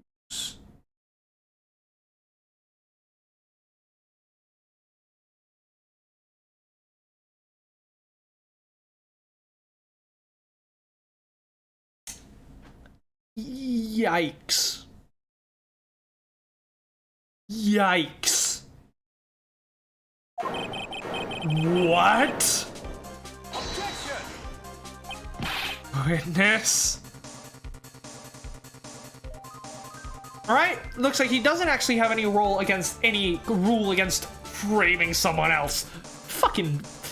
What a Weasley little... Did someone tell this dude he's lying to the whole cult room? What a Weasley little liar, dude. He's still lying. Those of you who get that reference, congratulations. That's not who you told me it was earlier. He tricked Edgeworth. Oh my god. So yeah, he's trying to help us out here, but then again, I can't have Andrews convicted. If I do, then if I get Andrews convicted of false testimony from a fucking murderer, a serial killer, I would be so much worse than Edgeworth when he forged evidence back during the SL9 case. Pray tell, what are you talking about, Mr. Prosecutor? I should think I know my own client, and that is Adrian Andrews.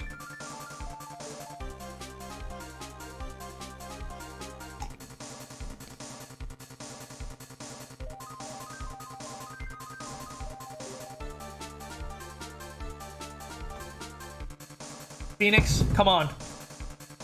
You can't let this kangaroo court go on any longer. That's not what it, yes, do everything you can to acquit your client, but not go actively against the truth. At the end of the day, finding the truth should be the ultimate goal of a defense attorney and a prosecutor. Edgeworth learned this lesson. Come on, Phoenix. What? This can't be. On the phone earlier. What's going on here? My guess is Mr. the Killer just stabbed Mr. Edgeworth in the back. Stabbed Edgeworth in the back? I can't stab my boyfriend in the back. Come back here. I'll arrest you myself. I'm sure in order to get an audience with this court, Mr. the Killer told him a different name. Matt Engarde, perhaps? I knew it. This is outrageous.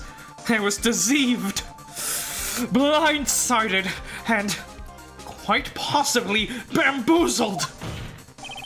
This witness is telling a very serious lie. But you were the one who summoned the witness. You, Shelly the Killer. So, Edgeworth, would you like to, Wow, Edgeworth, now you're experiencing lying witnesses. How's that feel? Would you like to cross-examine the witness, Edgeworth? My testimony is the truth. The defendant at the moment is Matt Engarde, am I correct? All I wish to do is help procure his acquittal. Wow. All of a sudden, it feels like we can actually win this. But we shouldn't! No, it feels like we're the bad guys! Yeah. Prosecution has failed to provide a motive and has instead provided this suicide note, which is a forgery created by the victim. Furthermore, there's a possibility the defendant knew it was fake. But most definitive of all, we have heard from the assassin himself the name of his client. Phoenix, Edgeworth has come through for you, time and time again. Multiple times in this case. Now you gotta come through for him.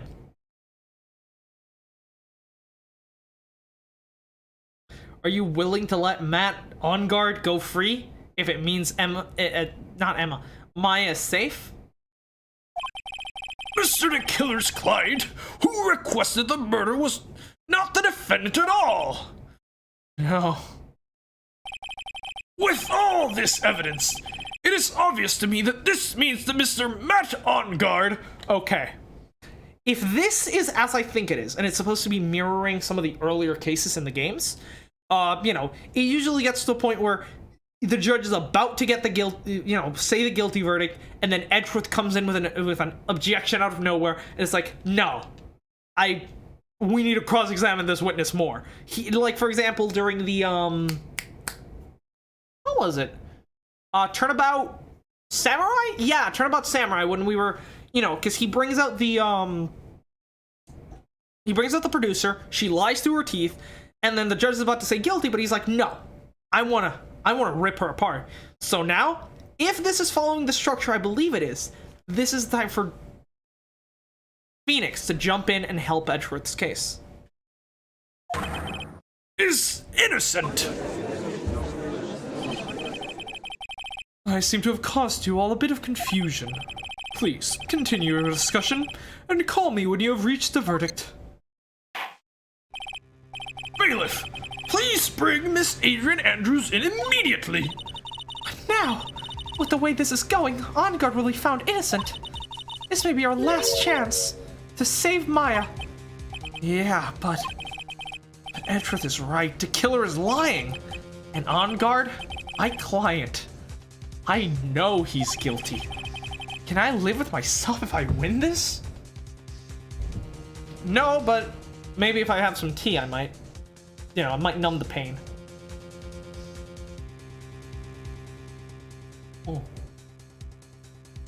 Oh, it does that at the perfect temperature. Hot enough that it burns, but also cool enough that you can just chug it right down.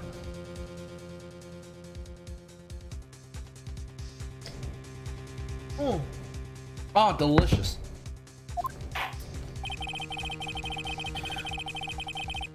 Who would have believed the prosecution's own witness would absolve the defendant. Your Honor, the prosecution requests permission to further question the witness. Shelly the killer is certainly lying under oath. It wasn't me. Listen, everyone, please. The testimony just now, it was a one big lie. I mean, yeah, we gotta cross-examine the witness, right? Miss Andrews. The suicide note may have been a fake, but that man, Matt, he's the reason Celeste died. And Juan's death, it was all because he got pulled into Matt's twisted world. The testimony just now, you have to believe me, it was a horrible, horrible lie. But Mr. the Killer himself has testified. He has named you as his client. No, that's not true. Also, there's quite a bit of evidence that points to you. The knife and button, donning this nickel samurai costume. But that's... You even have a motive. We know that Miss Celeste Impacts was a large part of your life. You wanted to follow her, and you wanted revenge against the two who hurt her. You would say that you have plenty of reason to want them both dead. No. Mr. Wright. You know the truth. Tell them the real story. Who the real killer is. Tell them. Please. Help me. Yeah, I know the truth. Mr. Wright, Yes, Your Honor. I believe we have reached the end of this trial. Therefore, I ask the defense for any final words or opinions. I have to decide. Do I take the not guilty verdict and save Maya? Or do I throw this chance away and wait for Gumshoe's new evidence? What am I supposed to do? Phoenix. The show must go on. I can't do it, Mia. I can't accept the not guilty. You're a lawyer. I know. But Matt Engarde is a killer. A murderer. I can't let him get away with this. I can't let someone else take the fall. If I let Miss Andrews be convicted, then I'm no better than Engarde. And even though I don't want to admit it, I have to face that fact.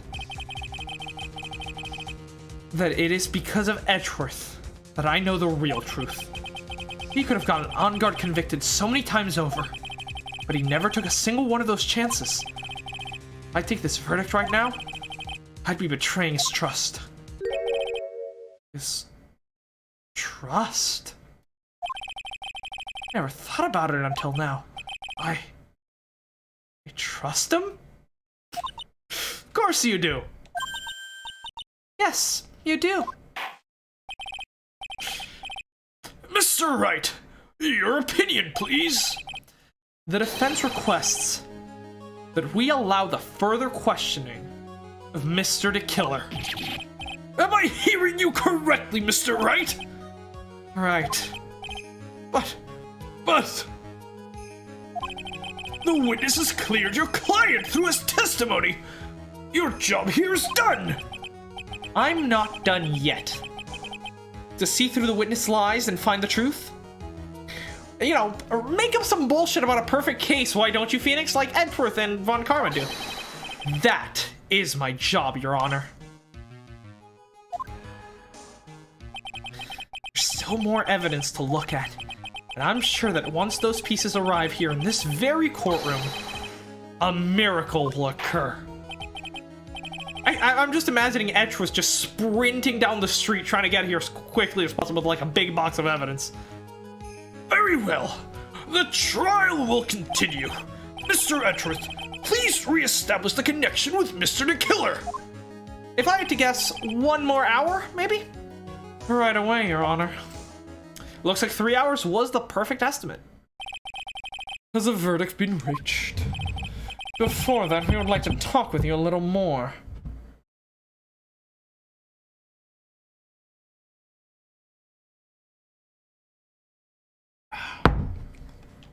should probably finish this tea before it gets cold. About? All you need from me was the name of my client. What else could you need me for? Well, actually, we would like to hear everything you know about the case. That is how things are, usually done. What is he talking about, usually done? But what shall we have him testify about now? Mr. the Killer, if you don't mind, please testify about your client in more detail. You legal people and your procedures. Is it any wonder no one likes to go to court? Well, no, it's probably because they might be found guilty of murder and locked in prison forever. That might have something to do with it. As I have already stated quite a few times, Adrian Andrews is my client. However, one thing I simply cannot overlook is tampering with the scene of the crime.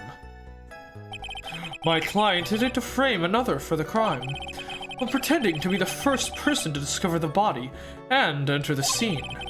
Adrian Andrews already knew from the very beginning that Juan Corrida was dead. But even more appalling is the creation and planting of the knife and the button. The act is what I was referring to when I said my client had broken the rules. And you're not breaking them by framing her?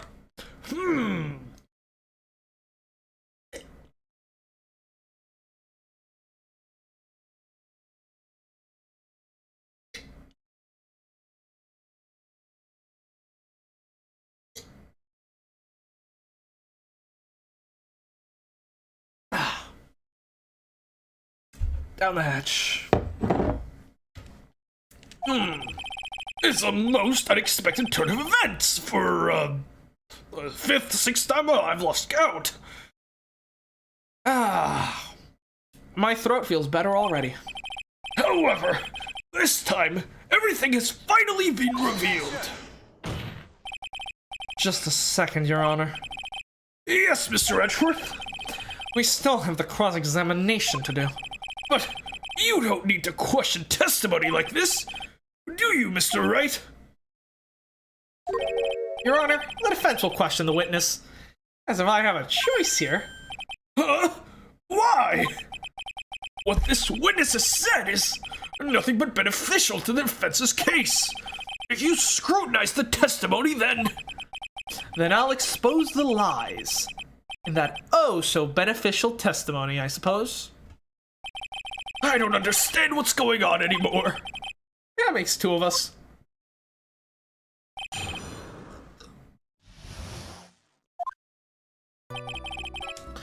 Two times, this Andrew is my client, however, one of the things I cannot overlook is tampering with the scene of the crime. Frame another for the crime, pretending to be the first person to discover the body. At the very beginning, Juan Corrida was dead. The button. The wine glass. It's the wine glass, isn't it? From the very beginning. That is correct. From before my client visited the room. All my clients know precisely what the situation is at all times. I wonder if that's really true. That's odd. I swear, if my controller just got disconnected again, I'm gonna throw a hissy fit.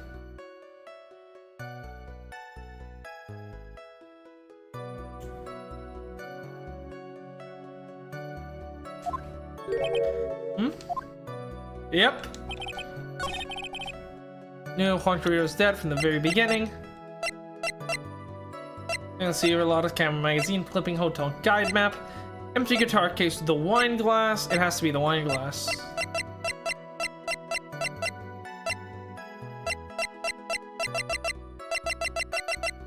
Alright, we should save here. You know, for the sake of not losing time if we do actually die.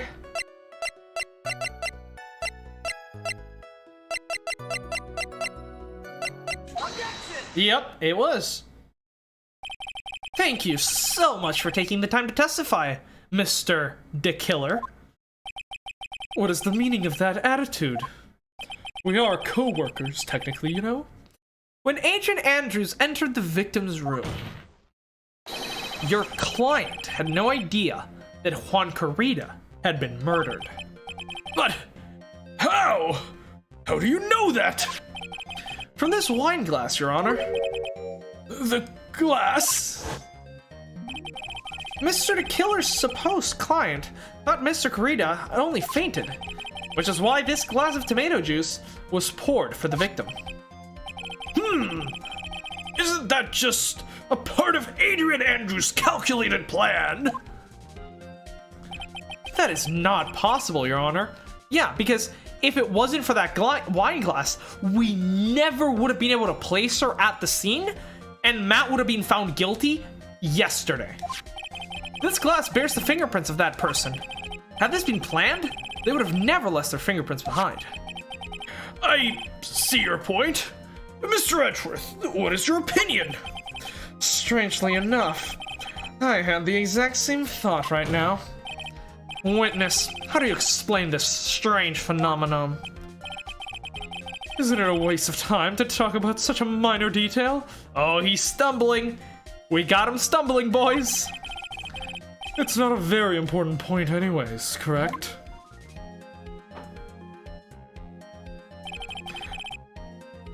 I'm afraid you're mistaken. If Adrian Andrews really is your client as you claim, then your client should have knowledge of Mr. Kurita's death. If not, then that can only mean that Miss Adrian Andrews was never your client at all. How strange. Yes? Why is it that the attorney has yet to raise an objection in this absurd situation? Phoenix, if the killer figures out what we're up to, we're in real trouble. Yeah, Phoenix, keep up the act like Edgeworth always did. Yeah, I know. Mr. Edgeworth, I'm surprised. You know you can't say things like that without any evidence. You are literally just swapping roles here. Ah, sorry. Well, that was an awfully weak objection for the two of you. Anyways, I'm positive there is a contradiction in that testimony. The prosecution requests further testimony concerning when the request was taken. Very well. Right now I have to buy us more time.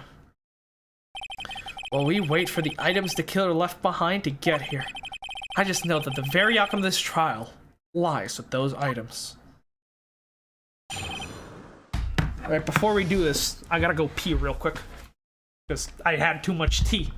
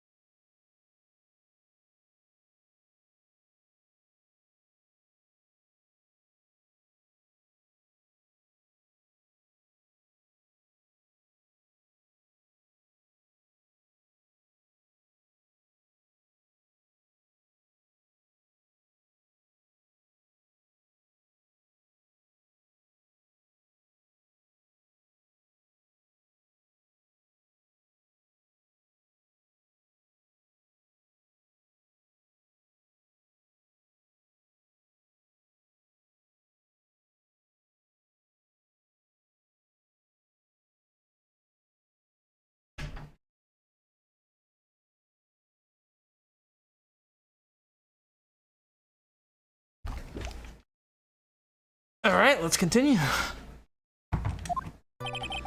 This request came to me, about a week ago. It was a request for my service on the night of the awards ceremony. We met at a certain bar to discuss and finalize a few matters. That is what occurred. I trust my memory, and I believe I made no mistakes. It's kinda sus, not gonna lie. So you physically met with your client, huh? That is correct. Meeting one's client is the first step to building trust, in my honest professional opinion. I see. Well, Mr. Wright, your cross-examination, please. Just buy time. This came to me about a week ago. Anything there? Not really. Unless... Purchase report. When was the, thing bought? It doesn't say, so we don't know. About a week ago. Press research on the night of the awards ceremony.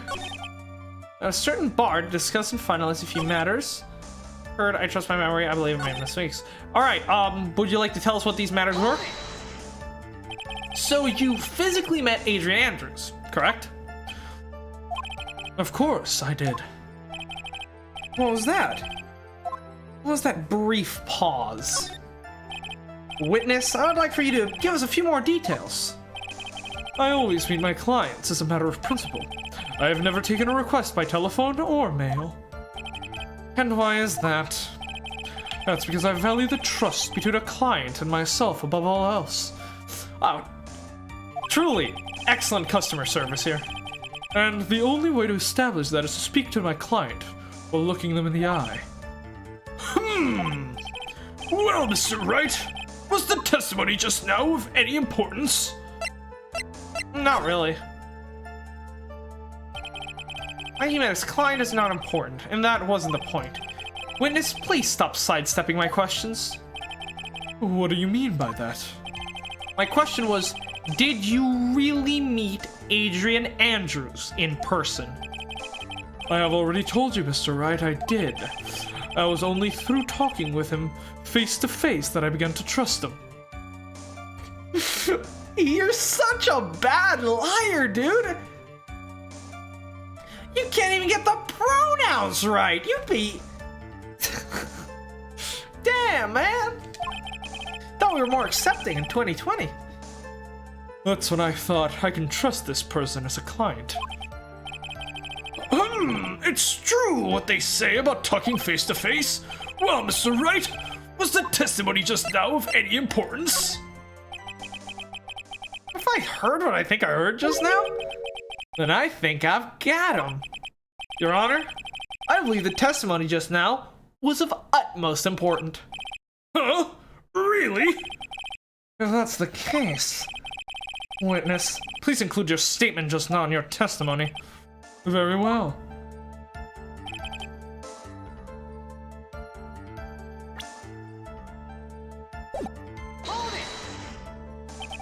But as we now know, that was not how it turned out, correct? What do you mean? Adrian Andrews turned out to be a client who couldn't stick to the rules, correct? Well, yes. I suppose you are correct. Maybe I'm getting old. So I'd like to check one last time. And then we'll teach them how to say goodbye. Are you sure your testimony is accurate?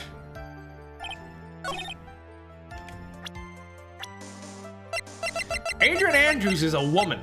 Objection! I would like to go over this one more time. You met Adrian Andrews at a bar and took the request at that time. Yes, that is correct. And that's when you thought he was trustworthy. How many times must I repeat myself? Yes, that is correct. This is some fucking Legally Blonde shit. What the fuck? I'm sorry, but that is an impossible tale. What? Shelley DeKiller. You have never met the real Adrian Andrews. Why would you say that? Because you made one very big slip up. About her. So, what is the issue? What did you say just now? About her. If you had ever met Adrian Andrews in person, right, Adrian is a gender-neutral name. One look would have told you that she is a woman, although that seems a bit uncharacteristic of this professional assassin, that he wouldn't know about someone like Andrews, you know, if he didn't learn about her from, like, Matt. I mean, She's a public figure as well, maybe not as much as Juan and Matt, but you know. Oh, the fucking radio exploded. What, did you have a fucking built-in button to do that? Order! Order in the court! Mr. Wright, what is the meaning of this? The witness testified to the following: that he always met face to face with his clients when taking the request. But he has never met Adrian Andrews in person? Yes, Your Honor, that is exactly the point. That means Mr. DeKiller's client could not have been Miss Adrian Andrews. He's sweating oil, dude! Mr. Edgeworth, I understand your logic on this one. However, why would the assassin make such a basic mistake? Because he's a fucking dum-dum and my controller is disconnected for the 4th time today.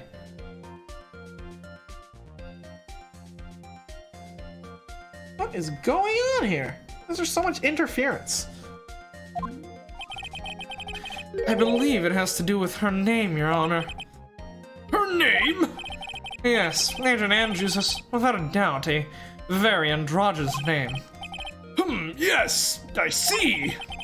Unluckily for Mr. DeKiller, the entire time he was on the stand, no one had stated Adrian Andrews' gender, and so he simply picked the wrong gender to go with. What? What is going on? Shelley DeKiller! This court demands an explanation! I think somehow I must have mixed up this client with another. You certainly did. With Matt on guard, maybe. So does that mean you remember something different now? Yes, of course. Please, if you would allow me to testify once more. I know he's just going to spit out more lies. Have him describe her. If he doesn't know he's a woman, I mean she's a woman, then he clearly has no idea what her physical features are like. So if you just ask him to, like, you know, hair color, eye color, standard dress attire, height, weight, that sort of stuff, you know? Very well, but this time, please give us the truth, and nothing but the truth. Alright, getting this done. Yes, now remember, I took the request by mail. There have been times when I took the job without having met my client. The request was for the murder of Juan Carita and 2 or 3 other small things. When I saw the name at the end of the letter, I thought my client to be a man. It certainly wouldn't be because you actually met with a male client, would it? So, you took this job through a letter? He didn't mention anything about a letter in his earlier testimony, which means he is definitely lying. Be careful, Phoenix. If you break the assassin's testimony completely, it's over for us. I know, I can't make him suspicious, but I think we're okay. We can do this. As long as he's standing there across from me, no matter how strong of a punch I throw, he'll counter it. Yeah! Now then, let us begin the cross-examination. Alright, let's do it. Remember, took that request by mail. Did you know? Would you like to specify what these 2 or 3 other things were? 2 or 3 other things? Yes. And what were these other things? A few other things have nothing to do with this case. That seems perfectly reasonable. Should I do? Should I let him slide with that? It'd be really bad if I pushed his buttons the wrong way and he got mad. Well, we have to. Whether or not they're related to this case is for the court to decide. Mr. Attorney. Yes? Everything I've said from the beginning has been nothing but beneficial to your client. Which is why I wonder what is pushing you to continue this cross-examination. A simple reason, and a simple reason alone, you piece of shit. Because I don't want my client to be maybe innocent, you know, convicted because of, acquitted because of lack of evidence. I want a rock-solid case that proves 100% that Matt Engarde is innocent. Come on, pull the Edgeworth. You can do it, right? You've heard it 50,000 times. Could it be that you are planning to betray your own client? I smell the stench of a backstabber, and should you turn out to be one... Wait. Uh-oh, this is looking really bad. I shouldn't press my luck. Alright, I have to think. Is this worth pursuing? Witness? This is a very important matter. Please cooperate and tell us what these other jobs your client requested were. I will not be intimidated by you and your fucking shit. The fact that you're trying to intimidate me tells me that you've got nothing. If it's truly that important, I suppose I don't have much of a choice. The bear figurine. The bear figurine?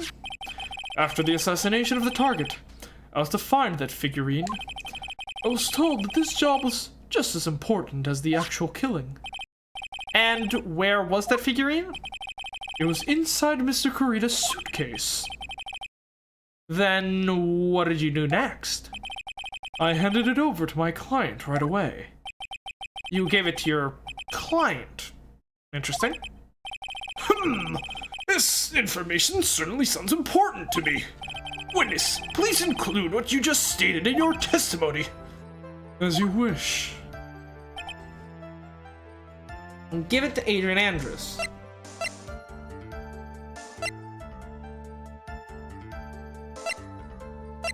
So it's photo, credit card report. So then why didn't she take it apart? I found this figurine in Mr. Engarde's mansion. If you gave it to Miss Andrews, then what is it doing there? I was waiting for her there. That was also part of the plan, to frame Mr. Engarde, I'm sure. That makes a lot of sense. Well, Mr. Wright, do you have any problems with the piece of testimony? So the killer says he gave the figurine to Miss Andrews. But I know somewhere in that statement, there is a contradiction. And yet, I know that if I present something trivial here, he will cut the connection on his end. You want to make a strong point, Phoenix. You have to present strong evidence. She's right. So now what, Dr. Wright? Witness, let's go over this one more time. You gave Miss Andrews the bear figurine, and she told you to take the bear and wait for her at Engarde Mansion. Is that correct? Yes. Where are you going with this? Well, I think maybe you might have remembered a few things incorrectly. What? This is a battle of wits. I can't let up on him. I don't think it's possible for Miss Andrews to have been the recipient of this bear. The press conference ticket, the Nickel Samurai.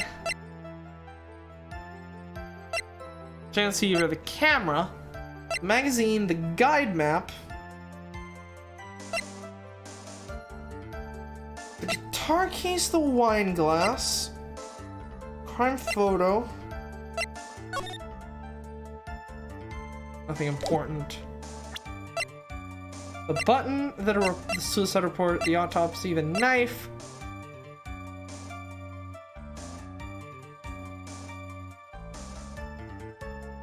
Photo.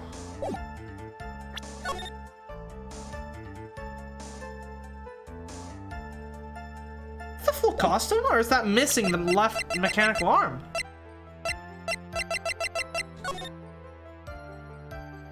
Because that is a pretty bulky arm, so I'm not sure. It might actually be missing it. At least here. Spy camera? No, obviously not. Okay, there's two ways this can go. Either the fact that she never actually unlocked the figurine and took the suicide note out, or the fact that she doesn't. I don't think she is the right arm, which is clearly the arm that accepted the figurine here.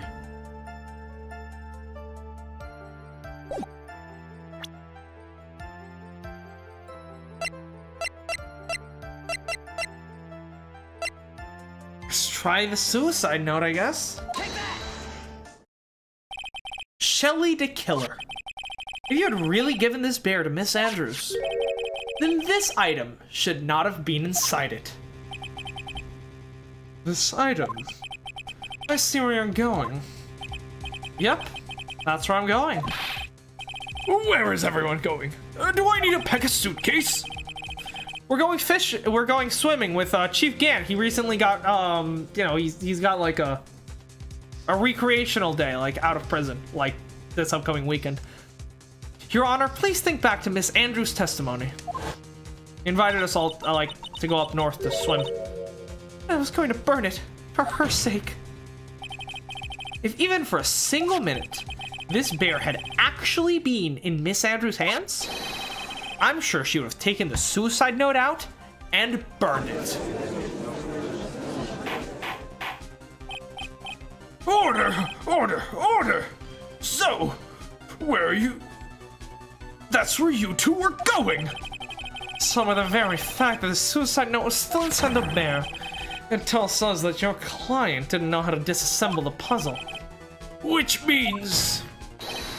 This means, Your Honor, that it is impossible for Adrian Andrews to be the client. Oh, Got him on the ropes. Now we just need now we just fucking need we need Gumshoe to show up. order! Order! Yeah. Mr. Phoenix Wright. I'm sure I mentioned this before. How I hate traitors above all else. I think your cross-examination has clearly demonstrated something to me. You must wish to break your end of our agreement. No, that's enough. If that is your intention, then there's only one thing for me to do. Wait. Please. Gentlemen, ladies, please. Excuse me. I have a matter that I must attend to. No. Please. Not that. Please wait. Mr. Attorney, bring this trial to a speedy end, and I may stay my hand. Otherwise... Is no one hearing this? Is no one hear the clear threats? Yeah. What in the... Mr. Wright? Are you... alright? Mr. Edgeworth? Yes, Your Honor. I didn't understand this witness's outburst just now. Do you think there is a need to hear more testimony, or is this enough? Well, we should. Edgeworth, we can't do this. Keep this up. Ah, yeah, she'll... prosecution. What has come over everyone? Even you are! The prosecution rests. Edgeworth. You're throwing the case away for Maya's sake? You don't have to do this for me, man. What is going on around here? The prosecution has no further questions, Your Honor. What?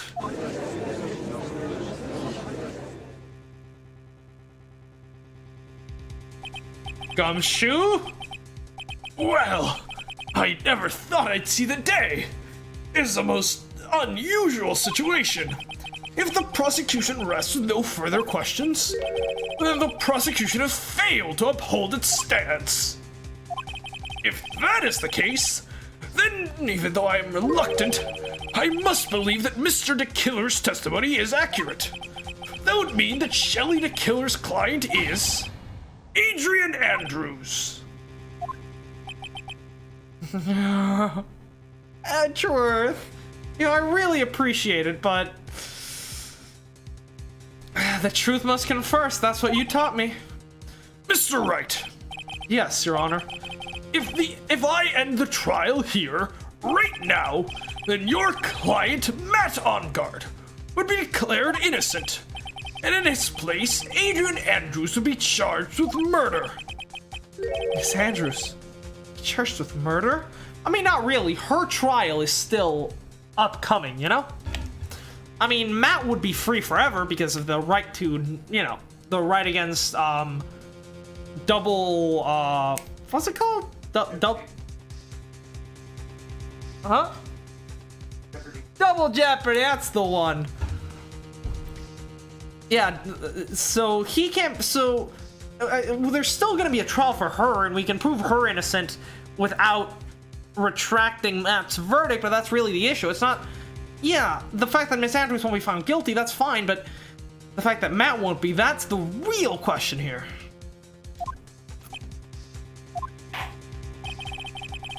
The prosecution has no further questions, so we will now hear the defense's final remarks. Bailiff, please bring the defendant, Matt Engarde, to the stand. The item from the killer's hideout didn't make it in time. We tried as hard as we could, but it looks like our time has run out. I can't believe it. Outcome now lies in your hands.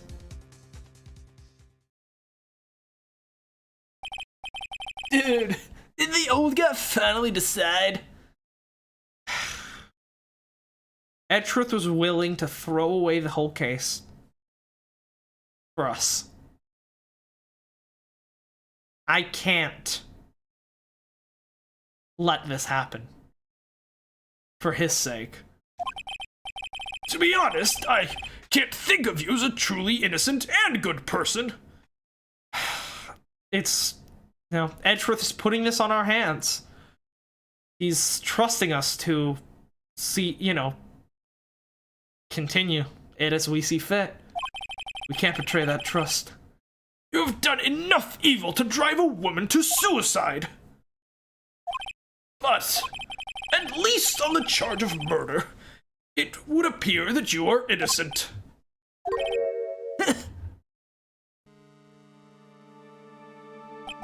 So, I guess even the old fudgy-duddy figured me out.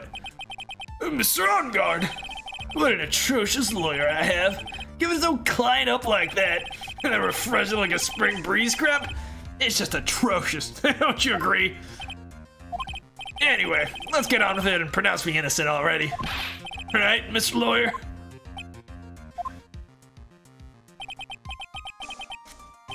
Should I side with justice, or should I save Maya's life? And now's the time to do the fucking Kishibe Rohan, and just be like, Daga, kotoaru. You'd better get Engarde a guilty sentence, okay? But if I did that, Maya will die. That's fine, spirit mediums exist in this world, she'll be fine. But if I say he's innocent, then Miss Andrews will be charged as a murderer. Do I say he's guilty or not guilty? Either choice I make, someone's life is going to end. The difference is that at least in one of the scenarios, you keep your dignity, and Engarde is found guilty for the crimes he did commit. Oh, I'm seeing red. It all hinges on what I choose. Now then, Mr. Wright, let's hear the defense's closing statement on this matter. If the person who hired the assassin was Adrian Andrews. Right, before I make this, if this is gonna be like a big choice, I want to save so that I can, you know, check what the other option is. Then your client, Mr. Matt Engarde, is innocent. There's no need to ask, old man. After all, my lawyer's gonna say what I want, aren't you? Right. I can't do this. But I have to decide something. I can't count on the evidence to help me anymore. I have to listen to my heart. My client, Matt Engarde, is guilty.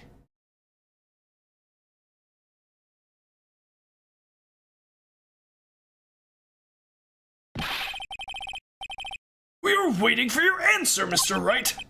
Matt Engarde, your client, deserves an answer.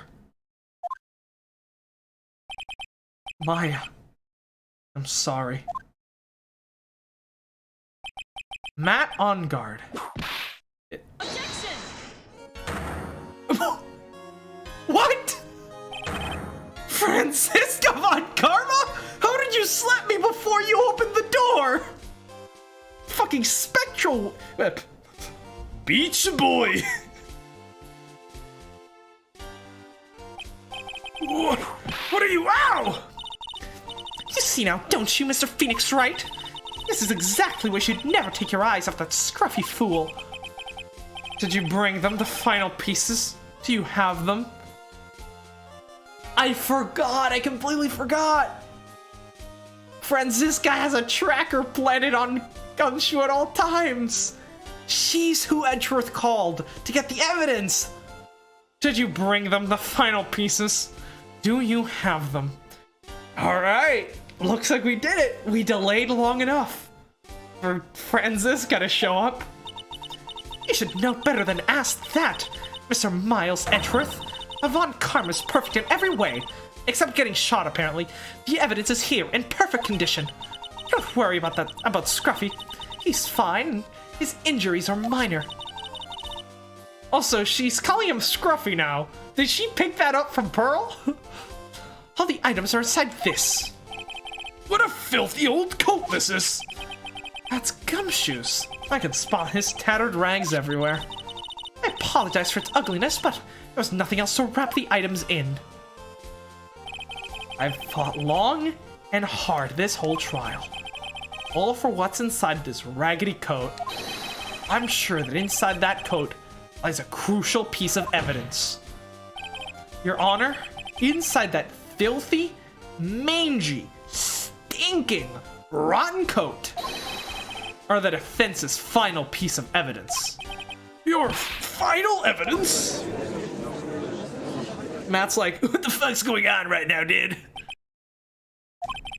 This trial is already over. All that remains is for me to hand down my verdict.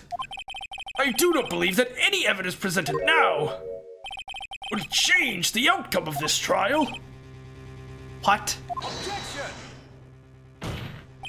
Your Honor, it is our duty to examine every piece of evidence down to the last. I have to go pee again. God fucking damn it. I had way too much tea.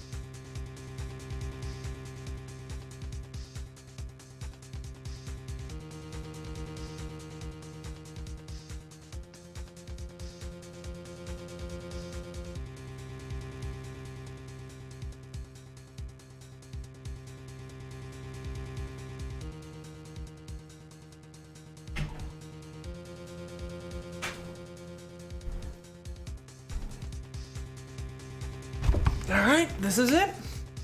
The final leg. Let's do it. Your Honor, it is our duty to examine every piece of evidence, down to the last. I request that Ms. Von Karma be allowed to present these pieces of evidence. I suppose you are right, Mr. Edgeworth. I grant you permission to do so. However, this one obvious rule applies here. If these items do not bring up any new points, then they will not be accepted by the court. Yes, the rules of evidence law. Now, Miss Von Karma, if you please. These pieces of evidence are items left by the killer during his escape from the police. It must have been quite a rush. Yes, Your Honor, the killer left behind 3 pieces of evidence. Somewhere along the evidence we're about to see, there will be something that will turn this whole situation around. I'm sure of it. That is all we can hope for. first item is a pistol. Retro in it. Does the killer's pistol have anything to do with this case?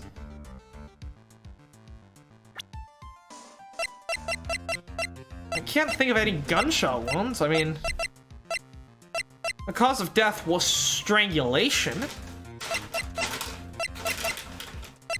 And there is no evidence of any pistols being fired at all. So, I don't think the pistol is relevant. I'm pretty sure there was no gun involved in this case. There's no real benefit to hearing about it. Please present the next piece of evidence. The second piece of evidence is this videotape of the killer committing the crime. Play it. I bet the killer took that from On Guard Mansion.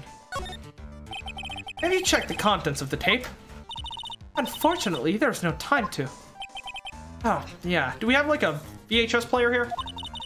But I would speculate that that tape is very important. Why would you say that? Because he came back to his hideout for it. The killer went back for it? That's right. It looks like he was trying to recover it. He injured 3 of the officers at the site. But somehow, it looks like they managed to protect it from the killer. Shelly the Killer is no ordinary man. So that's gonna be the video of him actually killing, what's his face? Last piece of evidence is his bellboy uniform. Right.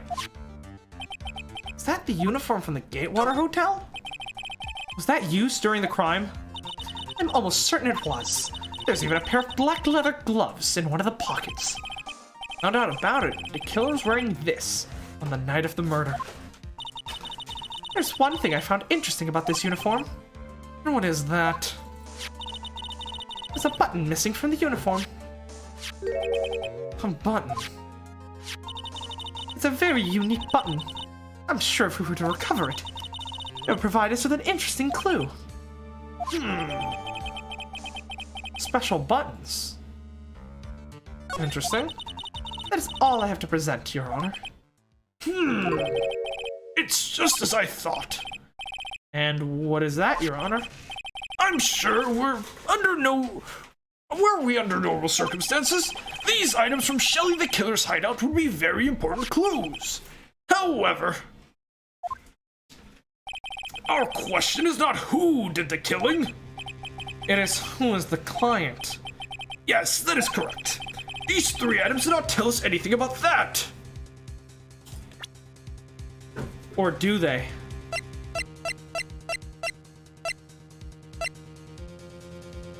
Where was the tape found? Alright, maybe we should hear her out on the pistol. Thank you for your hard work, Miss Von Karma. You may step down now.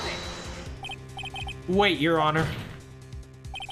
Please, allow me to examine this new evidence. Overruled.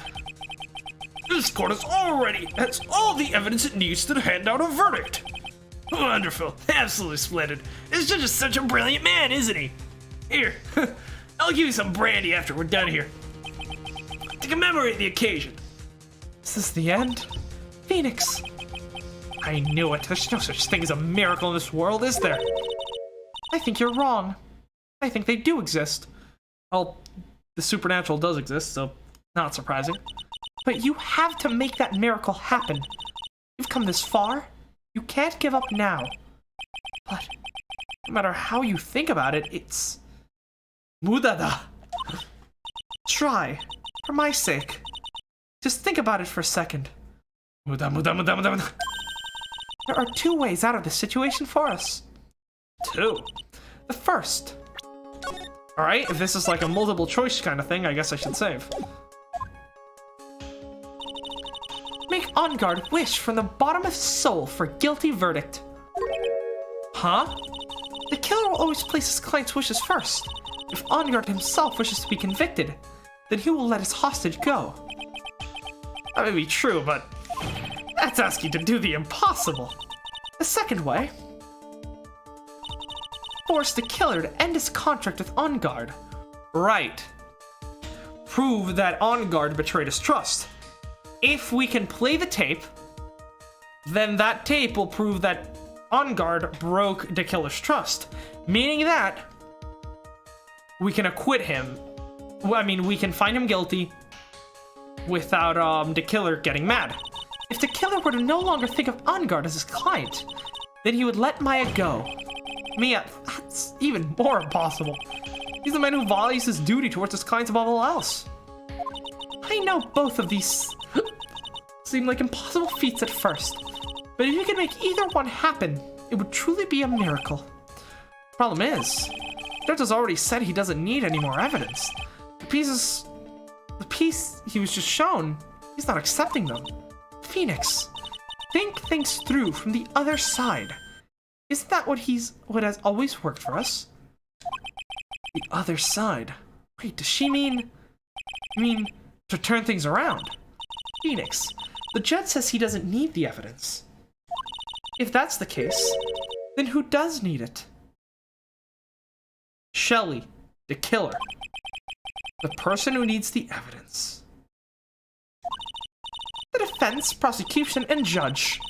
We have seen all the pieces of evidence, and that is how we have come to know the truth. But there is one person who is yet to see them all, and that person does not know the truth. The truth is, it may be what will bring about the miracle in the end. There are no objections this time, correct? And now then, I will pronounce my verdict. Why don't we all respectfully sit back and listen, kids? Yeah, there it is.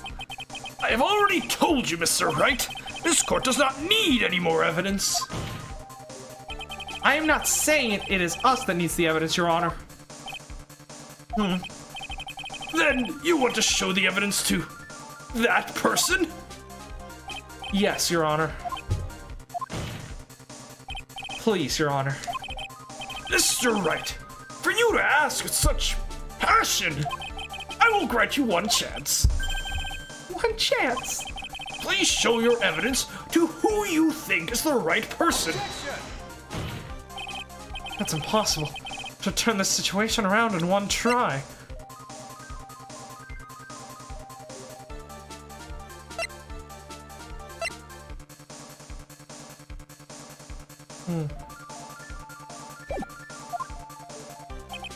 One try?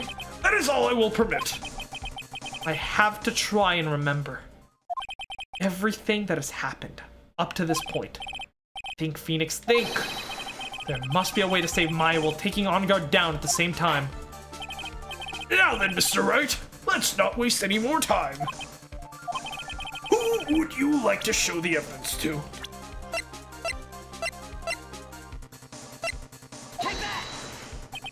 I see. And now, tell this court what one piece of evidence you would like to show this person. Well, what do you think, Mr. Edgeworth? I think there's some merit in showing this evidence to the witness. Bailiff, please bring in the transceiver from earlier. Alright, looks like I managed to convince him.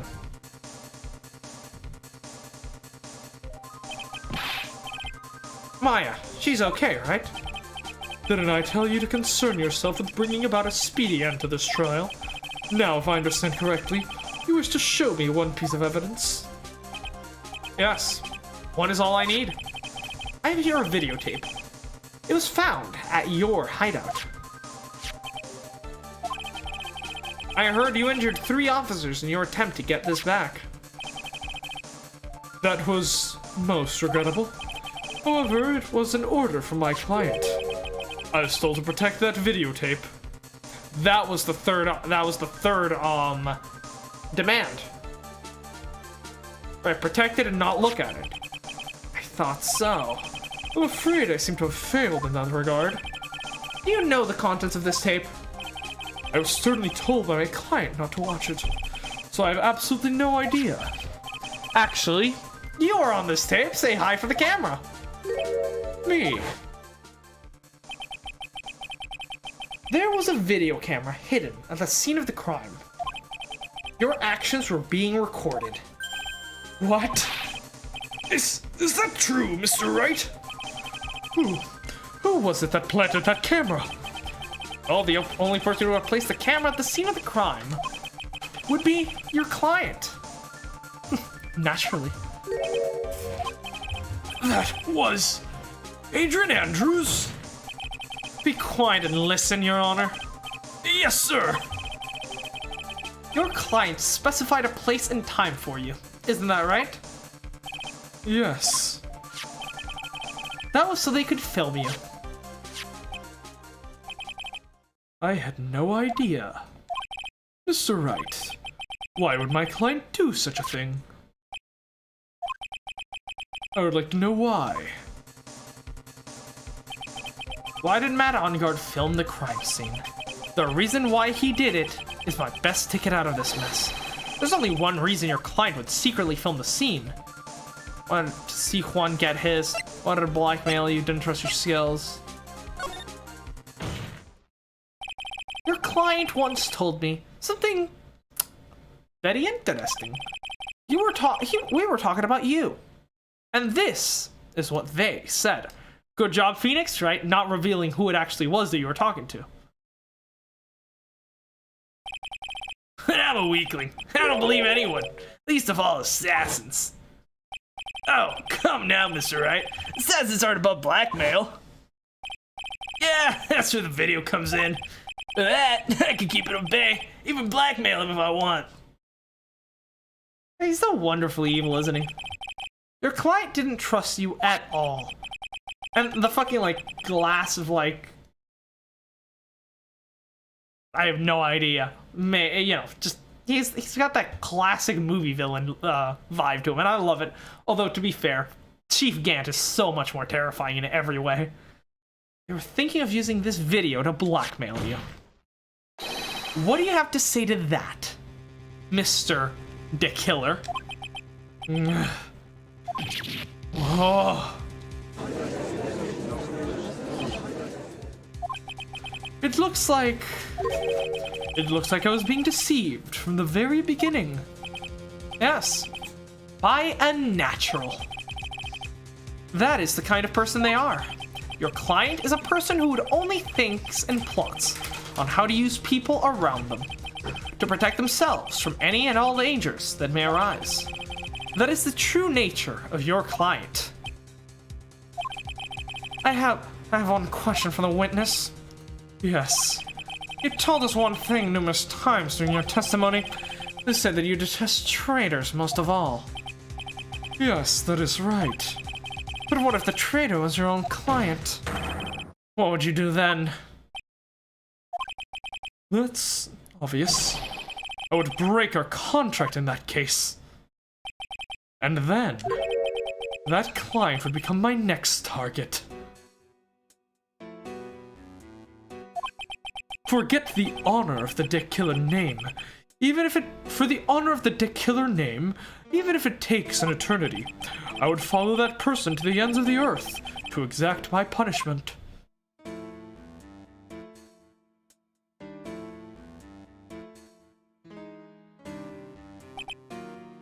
I see. That's all I wanted to know. So the traitor becomes the killer's next target. Ah, I get it. This is how we'll turn this case around. Mr. Wright, Yes? my contract with my client is over, as of now. I seem to have a new job on my hands. I'll now return to you your precious item. What the? I'm not an item, you piece of shit! Stop objectifying women. Yeah. I thought I'd never see you again. Oh, thank goodness. It's over. This trial appears to have come to its conclusion. However, I am sort of... I don't quite know what just happened there with the client and the witness and... Miss Von Karma, where did that... She always has you in her sights. Now, do you believe it's time to finally hand out a verdict? Oh, he's terrified. Mr. On Guard, it looks like somehow you got what you wanted. You will finally receive the acquittal you wanted so badly. You should be happy. It's interesting that now that he's terrified for his life, he actually has an ahoge going on. But before that, I would like to make one final statement. Sometime in the near future, one very betrayed assassin may appear before you. Needless to say, that man is very good at what he does. I'm sure you would understand what I mean if you watch this video. Help me. Now then, Your Honor, the verdict, if you please. Is That all right with you, Mr. Wright? we have finally reached the end of a very long battle. Whether he's convicted or acquitted, there is no escape for him now. Go on, Phoenix. Plead whichever way your heart tells you. Right, Chief? Alright, so if we plead not guilty, he's gonna plead for guilty himself. But I want to see both. First, let's go plead not guilty, because that's what I'd do. Actually, no, I'd stick with my guns and plead guilty. Matt On Guard. Even though I am a lawyer, I cannot make your crime disappear. I think a guilty verdict is appropriate here. My wonderful self, guilty? Even if you got an acquittal, the instant you set foot outside the detention center, your life would be in danger. No matter which way you look at it, you can't run away from your crimes anymore. Guilty! Guilty! Guilty! Guilty! Guilty!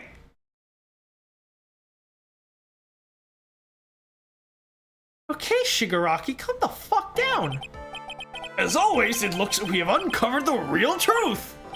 I don't remember you helping out much in this. Mr. Etruth, how is Matt On Guard?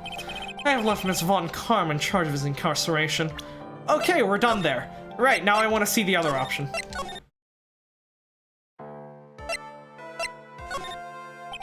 Congratulations, Mr. Matt On Guard. Please, make sure to savor every moment of what little time you've got left. Your Honor, as always, the defense pleads not guilty. I feel like this works even better. Very well. This court finds the defendant, Matt On Guard.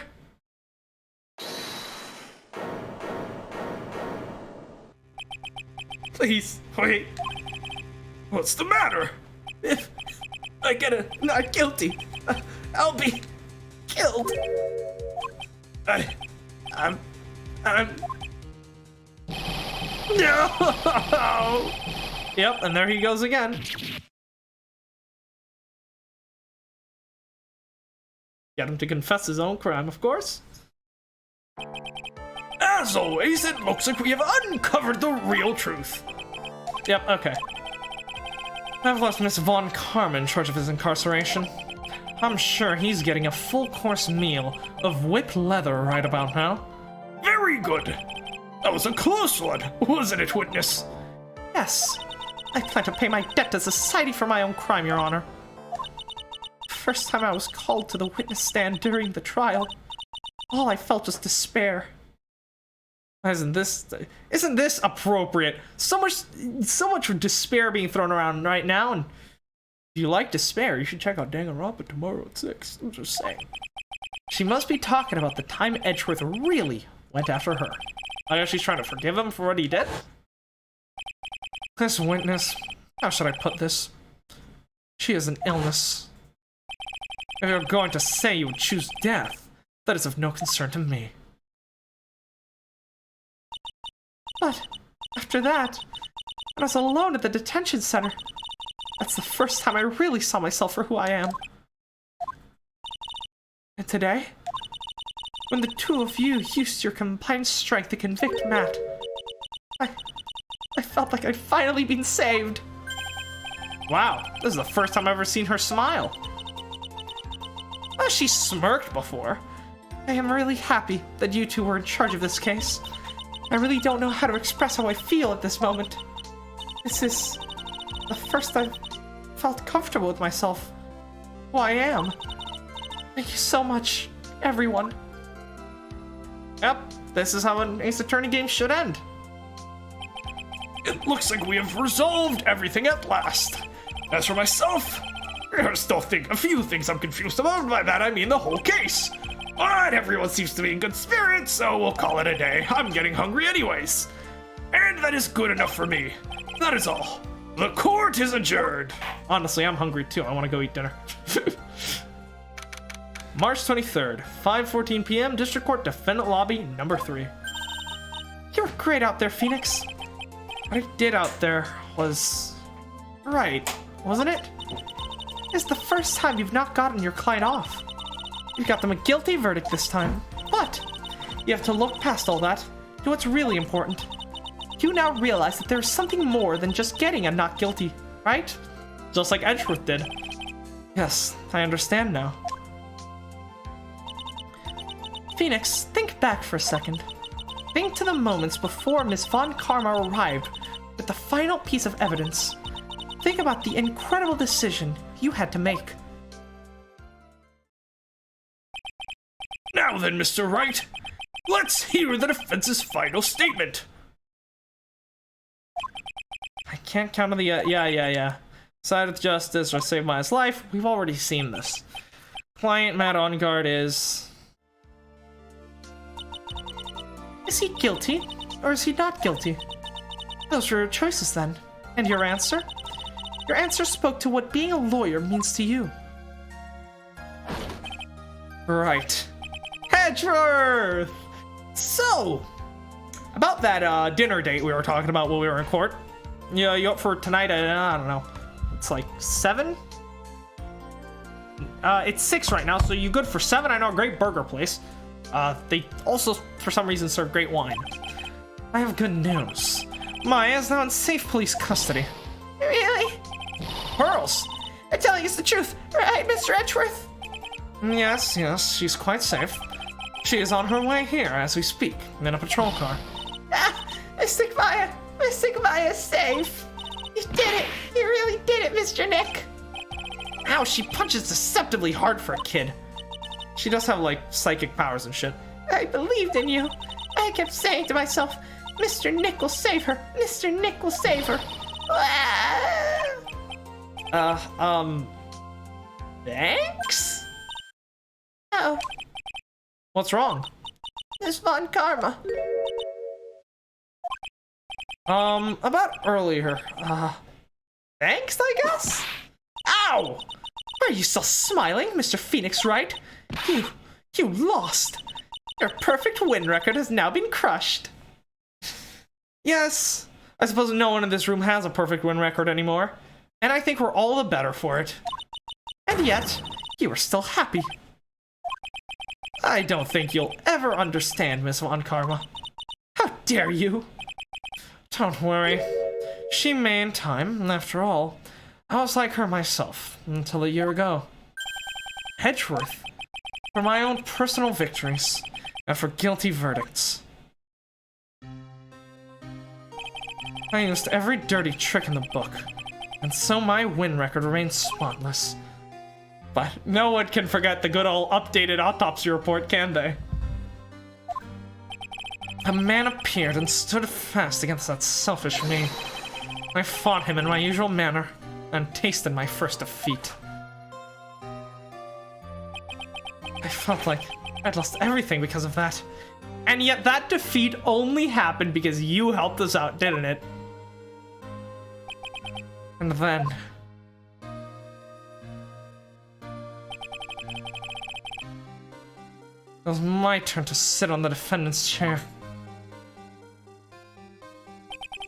And I was saved by that person I called my enemy. I couldn't forgive myself for all that had happened, so I left the prosecutor's office. Well, not quite that fast, then I left a note. Prosecutor Miles Edgeworth chooses death. You forgot about the part where you learned that you used fake evidence to convict a serial killer. But I guess that probably wasn't written. I'm pretty sure that case wasn't written until after this game came out, so I'll forgive you. As well, you should have. A prosecutor ashamed of himself with defeat should crawl into a hole and die. Are you gonna do that? But that was not what happened. After I left the prosecutor's office, I finally came to realize something. And it was in that moment of clarity that everything began to change. What foolish nonsense! We prosecutors use everything we can to attack the defendant. But every time we did so, no matter how desperate the situation, instead of giving up like most people, that man would hold strong with us, with his undying faith. And then, before I knew it, I began to trust in that man as well. What? You trusted your enemy? How foolish! It does not matter how many underhanded tricks a person uses. The truth will always find a way to make itself known.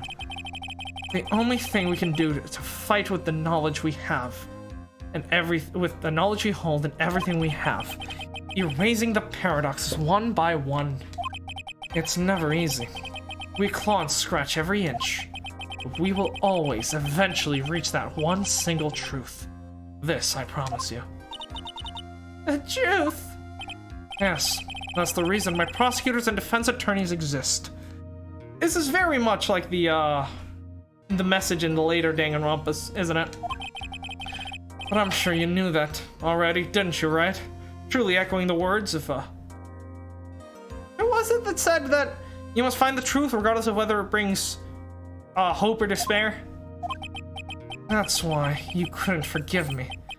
This man who went into hiding. Isn't that right? This man who only had his sights set on victory, who ran away into the night. Is Mr. Edgeworth right, Mr. Nick? You really let me down. When you disappeared, I felt betrayed. The reason I decided to become a lawyer to begin with was because I believed the things you said to me all those years ago. You betrayed your own words. That's why 1 year ago, I made up my mind. I decided that Miles Edgeworth I knew had died. At least that's what I told myself. You pathetic fool. Is Von Karma? I don't want to hear the wretched whimperings of a disgraced loser. Von Karma is someone who is destined to be perfect. Miles Edgeworth, you're no longer worthy.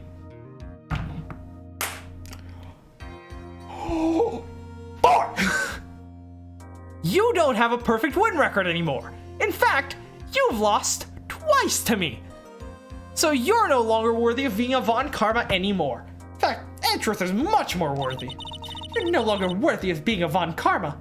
In fact, in his pursuit of truth rather than guilty verdicts, that's what makes him perfect. More perfect than you, more perfect than your father. And my controller has lost battery for the 6th time.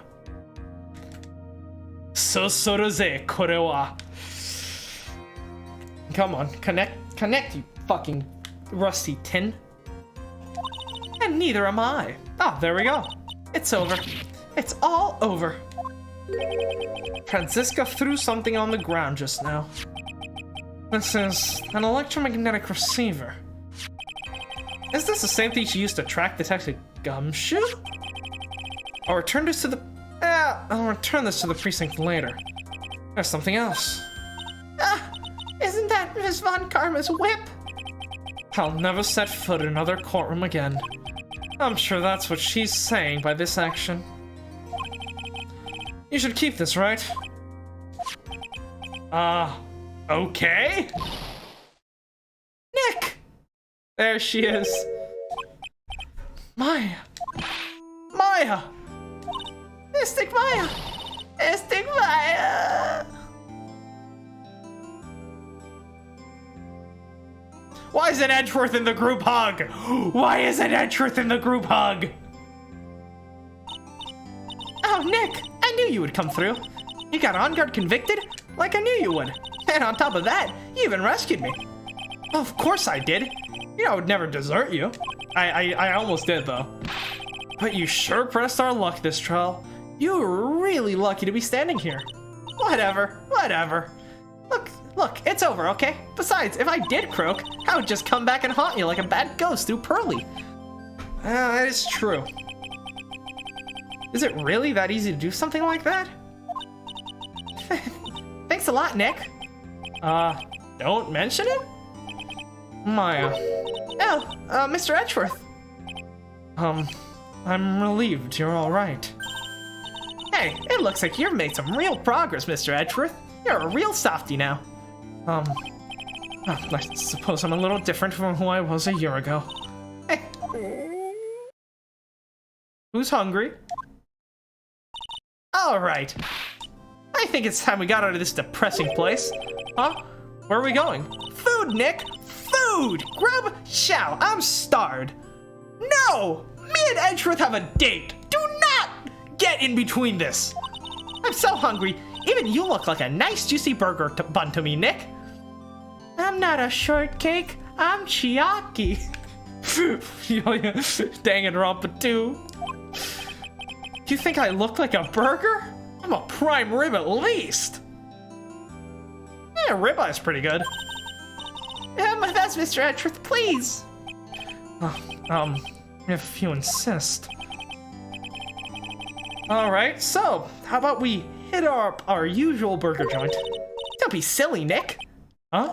This case messed up the awesome evening and got in the way of my gourmet food. So I decided that we make up for it by having another feast. Another feast? Come on, Nick. Food! Is that all you think about? To be fair, it's all I think about. March 23rd, 7:38 p.m. Gatewater Hotel, hotel lobby. I swear, if my favorite bellboy shows up. Hey, pal, sorry to keep you guys waiting. Gumshoe? Are you alright? Oh, his hair's fucking sticking out through the fucking bandages. Hey, I'm really embarrassed. I think I would hit a telephone pole of all things. You didn't even get hit by another driver. Jesus fucking Christ, how are you so bad? A telephone pole? Then it wasn't a red light that got him? You did again, city boy. I feel like my dear old heart was gonna give out on me, and I ain't joking. Yeah, I was so excited with the very last episode of The Steel Samurai. Thanks. Okay, I have to disagree with that one, Powers. The series finale of The Steel Samurai is a masterpiece to go down in television history. Oh, Mr. Edgeworth, I didn't know you were a fan of the show. What, Edgeworth, really? I do have a giant statue in my desk. It's not exactly like I'm hiding it. Now look at here, Mr. Snooty Prosecutor. Don't you reckon you bullied Mr. Wright too hard? If you don't start being a lot nicer to him, he might just kick it, tonight even. I'll keep that in mind. Well, come on now, everyone gather around. Y'all are gonna get your picture taken by a genuine professional photographer. Looks like Lotta bought herself a new camera. Well, pal, at least we can put this messy case behind us now. And this entire game, for that matter. Come on, tonight's all about eating, so let's go chow down, pal. Amen to that, pal. Amen. When you think about it, you really were the ones who saved the day, Detective. Me? I really think so. He's right. If it wasn't for the 3 items you took. Is Edgeworth going to give Gumshoe a raise for the first time in recorded history? I think the trial would have been a very different ending. Yeah, well, you know, it's... Wait, that's odd. I ran off with the things from the killer's hideout. I was sure it took 4 things in total, sir. What? 4? Yeah, I'm sure I put one of the items in my coat pocket. There was a 4th item? Ah, come on, y'all, it's over. Oh, boy, I tell you, you really are something else. Between getting accused of murder and getting kidnapped, never a dull moment with you, huh? You think? Why does she look so happy about that? That being shut away for 2 whole days. Weren't you scared? Yeah, I was really scared. I felt so hopeless. So to keep my mind off of things, I drew a picture. Sounds like you had it real rough, gal. So where's this picture of yours? Yeah, I want to see it. I want to see Mystic Maya's picture. Oh, you know, I don't know where it went. Is that the 4th item Gumshoe took? Oh, that's too bad. Well, that's alright. That wasn't anything important anyways.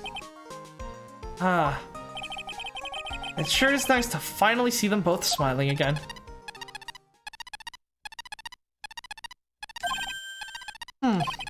What is it, Edgeworth? This thing is picking up something up. That's Mr. Von Karma's receiver. Thanks to her, I had the most awful experience of my life, sir. I can't believe she stuck a tracking device on me. That's odd, even though you're standing right here. The tracking device seems to be in a different location. His coat. Oh, it's probably busted or something, sir. Well, it doesn't matter. I'm afraid it's about time for me to excuse myself. I still have some work to do. We haven't even opened the wine bottle yet, Edgeworth. Come on. Huh? But Mr. Edgeworth, you haven't even eaten anything. And you've eaten way too much, you glutton. I had fun tonight. Now, if you'll excuse me. Wait. What? I just wanted to say... Thanks, Edgeworth. You really saved me out there. Both in the case and as a lawyer. If anyone should be saying thanks, it should be me, right? I feel like words alone aren't enough here. Right, would you mind coming over to my place tonight? I would love to, Edgeworth. I wonder if there's anything I can give him to express how I feel. I'm gonna go, once this is done, I'm gonna go eat dinner, I'm gonna come back, and I'm gonna look up Edgeworth and Phoenix fanfiction. And that's how I'm gonna fall asleep reading that. You can't convince me otherwise, you really can't.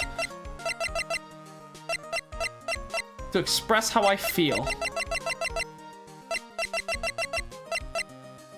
Attorney's badge, the Nickel Samurai, press conference ticket. Let's go down the list here.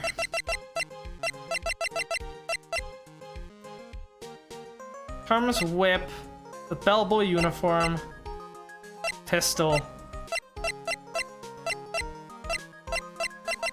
I'm gonna give him my attorney's badge. Hey, look. I asked you at the start of the last game. I mean, at the end of the last game, and I'm asking you again. Edgeworth and Wright law offices. Come on. You can't say you don't want to. What's this? It's my way of saying thanks. I see. Well, it's a thought that counts. It's not very good at showing my appreciation thing. You don't need to thank me, I was only doing my job. Oh. Thought you'd have a better reaction to that. Oh, looks like Mr. Edgeworth is left, Mr. Nick. Hey, Mystic Maya. Yes, Pearly? I guess you two can go back to being lovey-dovey. No! I only have one true love! And it's Edgeworth. You and Mr. Nick, I mean. Pearly, would you cut it out already? You're embarrassing me. Anyway, so who's paying for this lovely dinner party? As if you need to ask. Everyone says thank you to Nick. I'm not a rich actor. Powers is. Excuse me? I can't poor, I can't even buy instant noodles, pal. Oh my god. So I can't already put your name on the bill.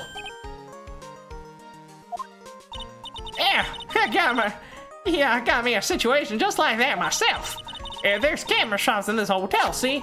And I just bought myself this good old beauty here. It'd be better it'd better be anyhow for $3,000.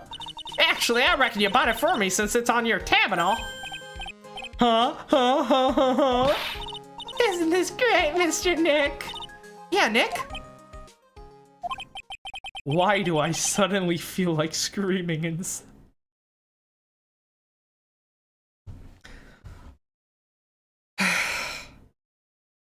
I'm tired of crying. I'm sick of trying. On the outside, I'm smiling. But on the inside, I'm crying. Just, they don't have your best interest at mind, Phoenix. Walk out that door right now and hop in Edgeworth's car. I can still hear it starting up in the driveway. That sports car is loud as shit. You don't need to hold back now, you hear? I mean, the man's fucking revving his engine and shit. Yeah, pal, it's time to let it all out. This is gonna be the first time I hear the real you. Go on, it's been a while since I heard you say it. I've been busy being a hostage and all. Alright then, if you say so. That's a way to end it. The hell of a way to end it. And I'm wondering if we'll be getting a bit of an after credits type of thing. And then, oh yeah, and then we gotta see the picture that Lotta took. You really came through for me, Nick. I had to hide the letter, but I knew you'd find it. I really feel like I've been living on the edge lately. I mean, I've escaped death 3 times now. Pretty cool, huh? I feel like a pro. What were the other times?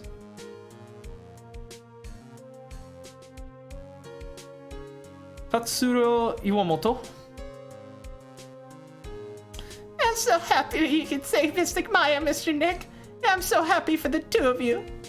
Speaking of which, I think the hotel is a popular place for honeymooners, so I sort of made reservations for the 2 of you, just in case. Don't worry, I'll come here with Edgeworth instead. You didn't write down Maya's name, right? You put it under my name, well, obviously, because you're making me pay for everything, so of course you did. So I'll just come with Edgeworth. It's fine. We're all good. We're all good. It's salvageable.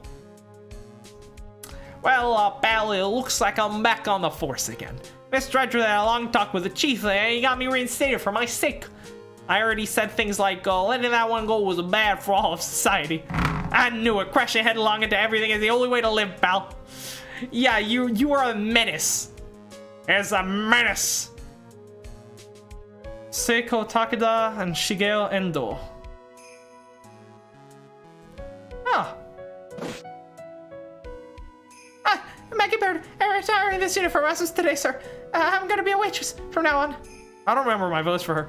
It brings smiles and joy to people who come by the restaurant, sir. I hope you'll stop by sometime, Mr. Wright. Better not. You better give me a fucking discount. Masaji Saito, Koji Nakano. Yes, you here to visit a patient? I'm Director Adi. Recently, yes, that girl, you know, I haven't seen her around, yes. But I remember, if I even laid my eyes on her, it would go crack. Not a matter. If I got whipped, though, yes. It looks like we found Von Karma's match. Tadaki Yamamoto. Main programming. Yes. It's time to begin a quest of World Circus domination, sweetie, and to let the world know we are serious. I plan to make a fabulous trip to Zimbabwe. Hey, Max, what do you think Zimbabwe is like? You think there are castles made of cake and bunnies who can talk? I think there aren't any. I think there are any bunnies, even there. They won't laugh at Mo's jokes. I heard that, pal. Hideki Yatomi and Kazuki Sonoyama. Yeah, I can't really, like... Oh, there he is. I'm ready. There's no way these jokes are gonna fall on deaf ears. I'm gonna be more contemporary with my humor. Mo Curls represents. You know what worked out. Prepare for that hallelujah chorus. Say something, will ya? You're supposed to start this off. Go on with it. Oh, I don't get to sing. This is Trillo and Ben. Akemi Kimura. Yeah, I can't really like talk about my thoughts on the game until the endings end, you know? What's this? It's just an ordinary electric razor. I can't believe this. Really? How long are they planning on making me do this? Oh, she's still going? But it's Edgy-Poo's idea, so it must have a deep hidden meaning. Now, why do I get the feeling they wouldn't forget about me, would they? Yeah, I was never like this in the old days. Everyone thought the world of me. They used to call me Queen Wendy and treat me like wealthy. And this is going to feel the pain in my heels, and you're going to feel the burning. Oh, the burn, yes, play the fire. That's very dangerous because when they sorted the scenery, they burn right down. And if you forgot about something, it's probably not important.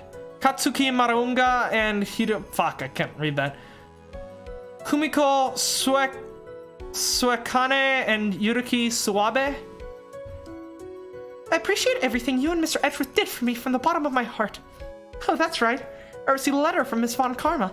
She said that after I get out, I should feel free to consult her about anything at all. I'm really thankful to have met everyone. Even Von Karma's being nice. Imagine that. Atsushi Inaba. Inaba? It has become difficult for me on this country as of late. As such, I will take a short leave of absence.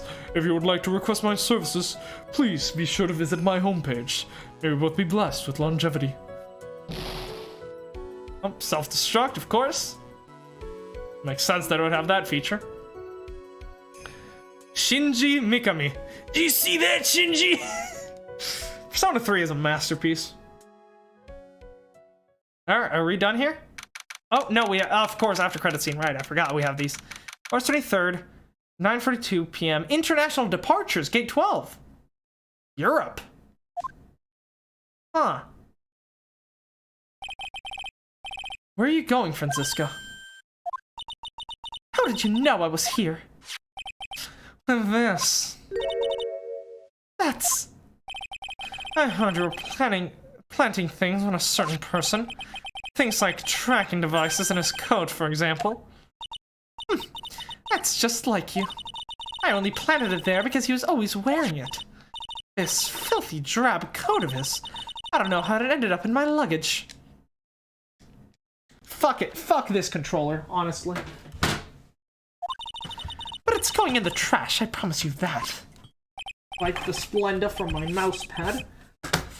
Oh, that's right. Speaking of that man, he told me something very interesting. And when I ran up with the things from the killer's hideout. Oh, sure, I took 4 things in total, sir. 4 things? It seems he put the last one in his coat pocket. He put it in here. It doesn't matter anymore. The case is already over. What are you going to do now? That's none of your business. Are you running away? Shut up! You don't understand a thing, you fool! You can't possibly understand what it means to be a Manfred von Karma's daughter. I mean, he's his adoptive son. Franziska. So many expectations from everyone around me. Expectations I must fulfill. I expect to win, no matter what. And failure? Such a thing is not an option for me. My father was a genius. There's no doubt about that. But me, I'm no genius. I've always known that. But I had to be one. I had to. You may not be a genius like your father, but you are a prosecutor. You have been, and always will be. No, I'm not. Not anymore. I've even thrown my whip away.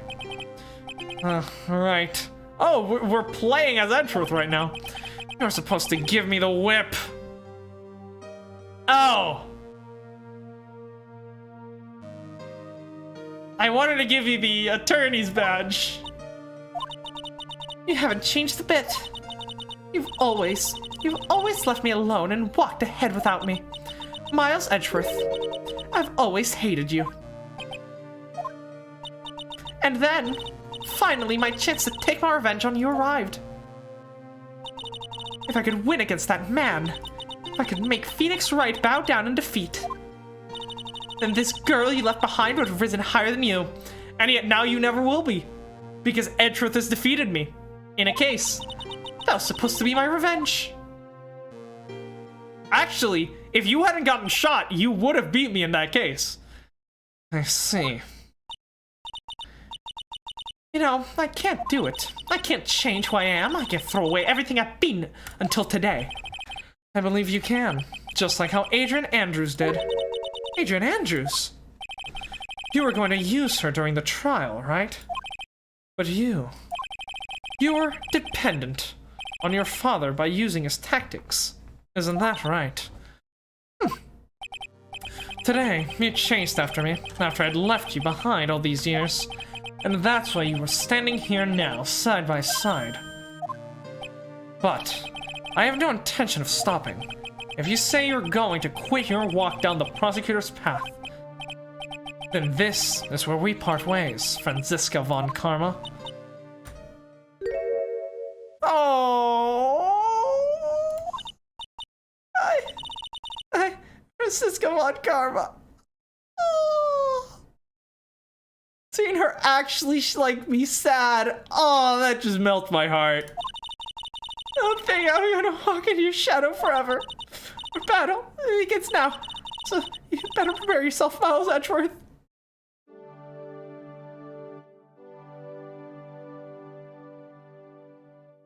That was so much better than Maya leaving at the end of the last game. And I don't even care about Franziska as a character. Phoenix Wright.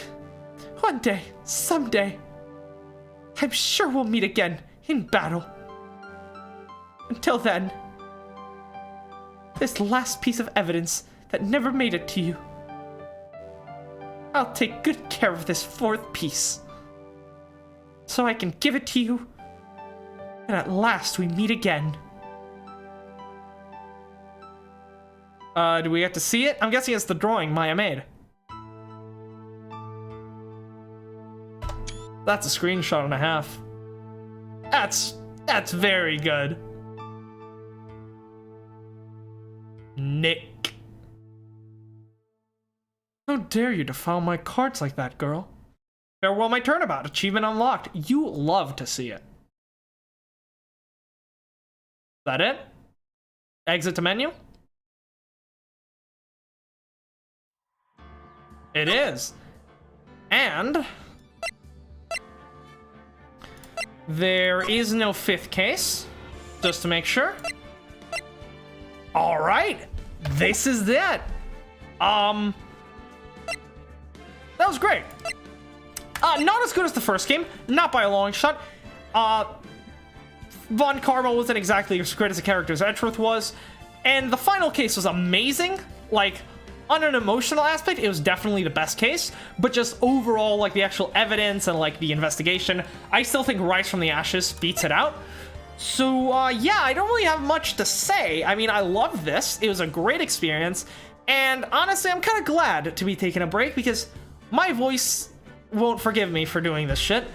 So, yeah, this slot will likely be taken over by Danganronpa, and then once I finish Zero Escape, not the entire series, just 999. Once I finish that, we'll be playing Trials and Tribulations.